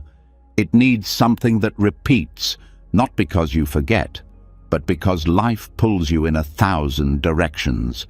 Ritual doesn't ask for hours, it asks for intention. It turns simple acts into sacred space. Drinking tea can become a ritual, not when rushed, but when done with presence. Holding the cup, feeling the warmth, noticing the steam, pausing before sipping, saying thank you, whether silently or aloud, for the water, the leaves, the hands that harvested them, the time that brought them here. That is not trivial. That is thankfulness made visible. Lighting a candle at the end of the day can be a ritual, a way of saying, the day is done, I'm still here, that is enough. No matter what was left unfinished, no matter how messy things felt, that small light becomes a symbol of recognition, a symbol that says, I honor this moment. And in that honoring, peace returns. In Buddhism, even walking becomes ritual. Slow steps, mindful breath, each movement not just a way to get somewhere, but a practice of being where you are. You step not to escape, but to arrive. And in that arrival, you remember. You remember your body, you remember the earth, you remember that movement itself is a gift, and that remembering is a form of gratitude. Meals can become rituals, not feasts, not performances, just daily acts of attention. Sitting down, eating without screens, offering one breath of thanks before the first bite, noticing the flavors, chewing slowly, allowing silence. These are not just healthy habits, They are rituals that bring the sacred back into something so easily forgotten. Food is never just food. It is life being given, and eating with awareness becomes a way of saying, I see that, I'm grateful for that, I won't rush through that. Waking up can become a ritual, before checking your phone, before thinking of all you have to do. One breath, one stretch, one thought of thanks. I get to begin again. That single moment changes your direction. It shifts your attention from lack to possibility, from hurry to humility. And from there, your day starts on different ground. Gratitude rituals don't have to look spiritual. They don't need chanting or mantras. Even making your bed can be one. Folding the sheets with care, smoothing the pillow. Not because it has to be perfect, but because it's a way of saying, this space matters, my rest matters, this life I'm living matters. Gratitude rituals also help anchor you when things feel chaotic, when the world feels overwhelming, when emotions run high.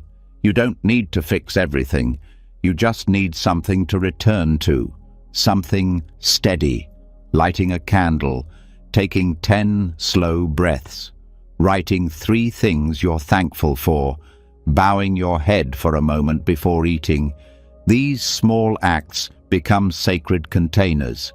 They don't remove the chaos, but they remind you who you are in the middle of it. In monastic life, rituals are woven into every part of the day, not to control, but to connect. The bell rings. You bow, you walk, you eat, you sit. Each activity holds presence. Each gesture carries intention. And that consistency becomes a refuge, a way of living where nothing is wasted, where even washing dishes becomes a meditation on gratitude for water, warmth, nourishment, and time. In the modern world, that same spirit can be reclaimed, not by copying the form, but by living the function. Creating your own rituals, morning ones, evening ones, ones for transition, ones for forgiveness, ones for slowing down, ones for waking up, not because life demands it, but because your spirit needs it, needs something to hold on to, something to return to, something that says again and again, you are here, and this is enough. Gratitude rituals are also ways of repairing. When your mind has been caught in loops of negativity, when your heart has been guarded for too long, when your attention has been scattered, ritual becomes the quiet hand that gathers it all back, gathers you back, with a breath, with a pause, with a single candle, a single cup, a single gesture that brings you home. And over time, these small rituals begin to change your relationship with life. You stop rushing through it. You stop missing it. You begin to feel the weight of every ordinary moment, not as a burden, but as a blessing. You begin to feel the pulse of the present, the way it keeps offering itself to you over and over, and your rituals become the way you say thank you for that offering. In Buddhism, the path is not about grand transformation. It's about remembering what's already true. Ritual helps you remember, helps you return, helps you say, this life, this quiet, imperfect, miraculous life, is worth honoring. Not just when things go well, not just when you're inspired, but especially in the middle of the ordinary, the boring, the chaotic, the small.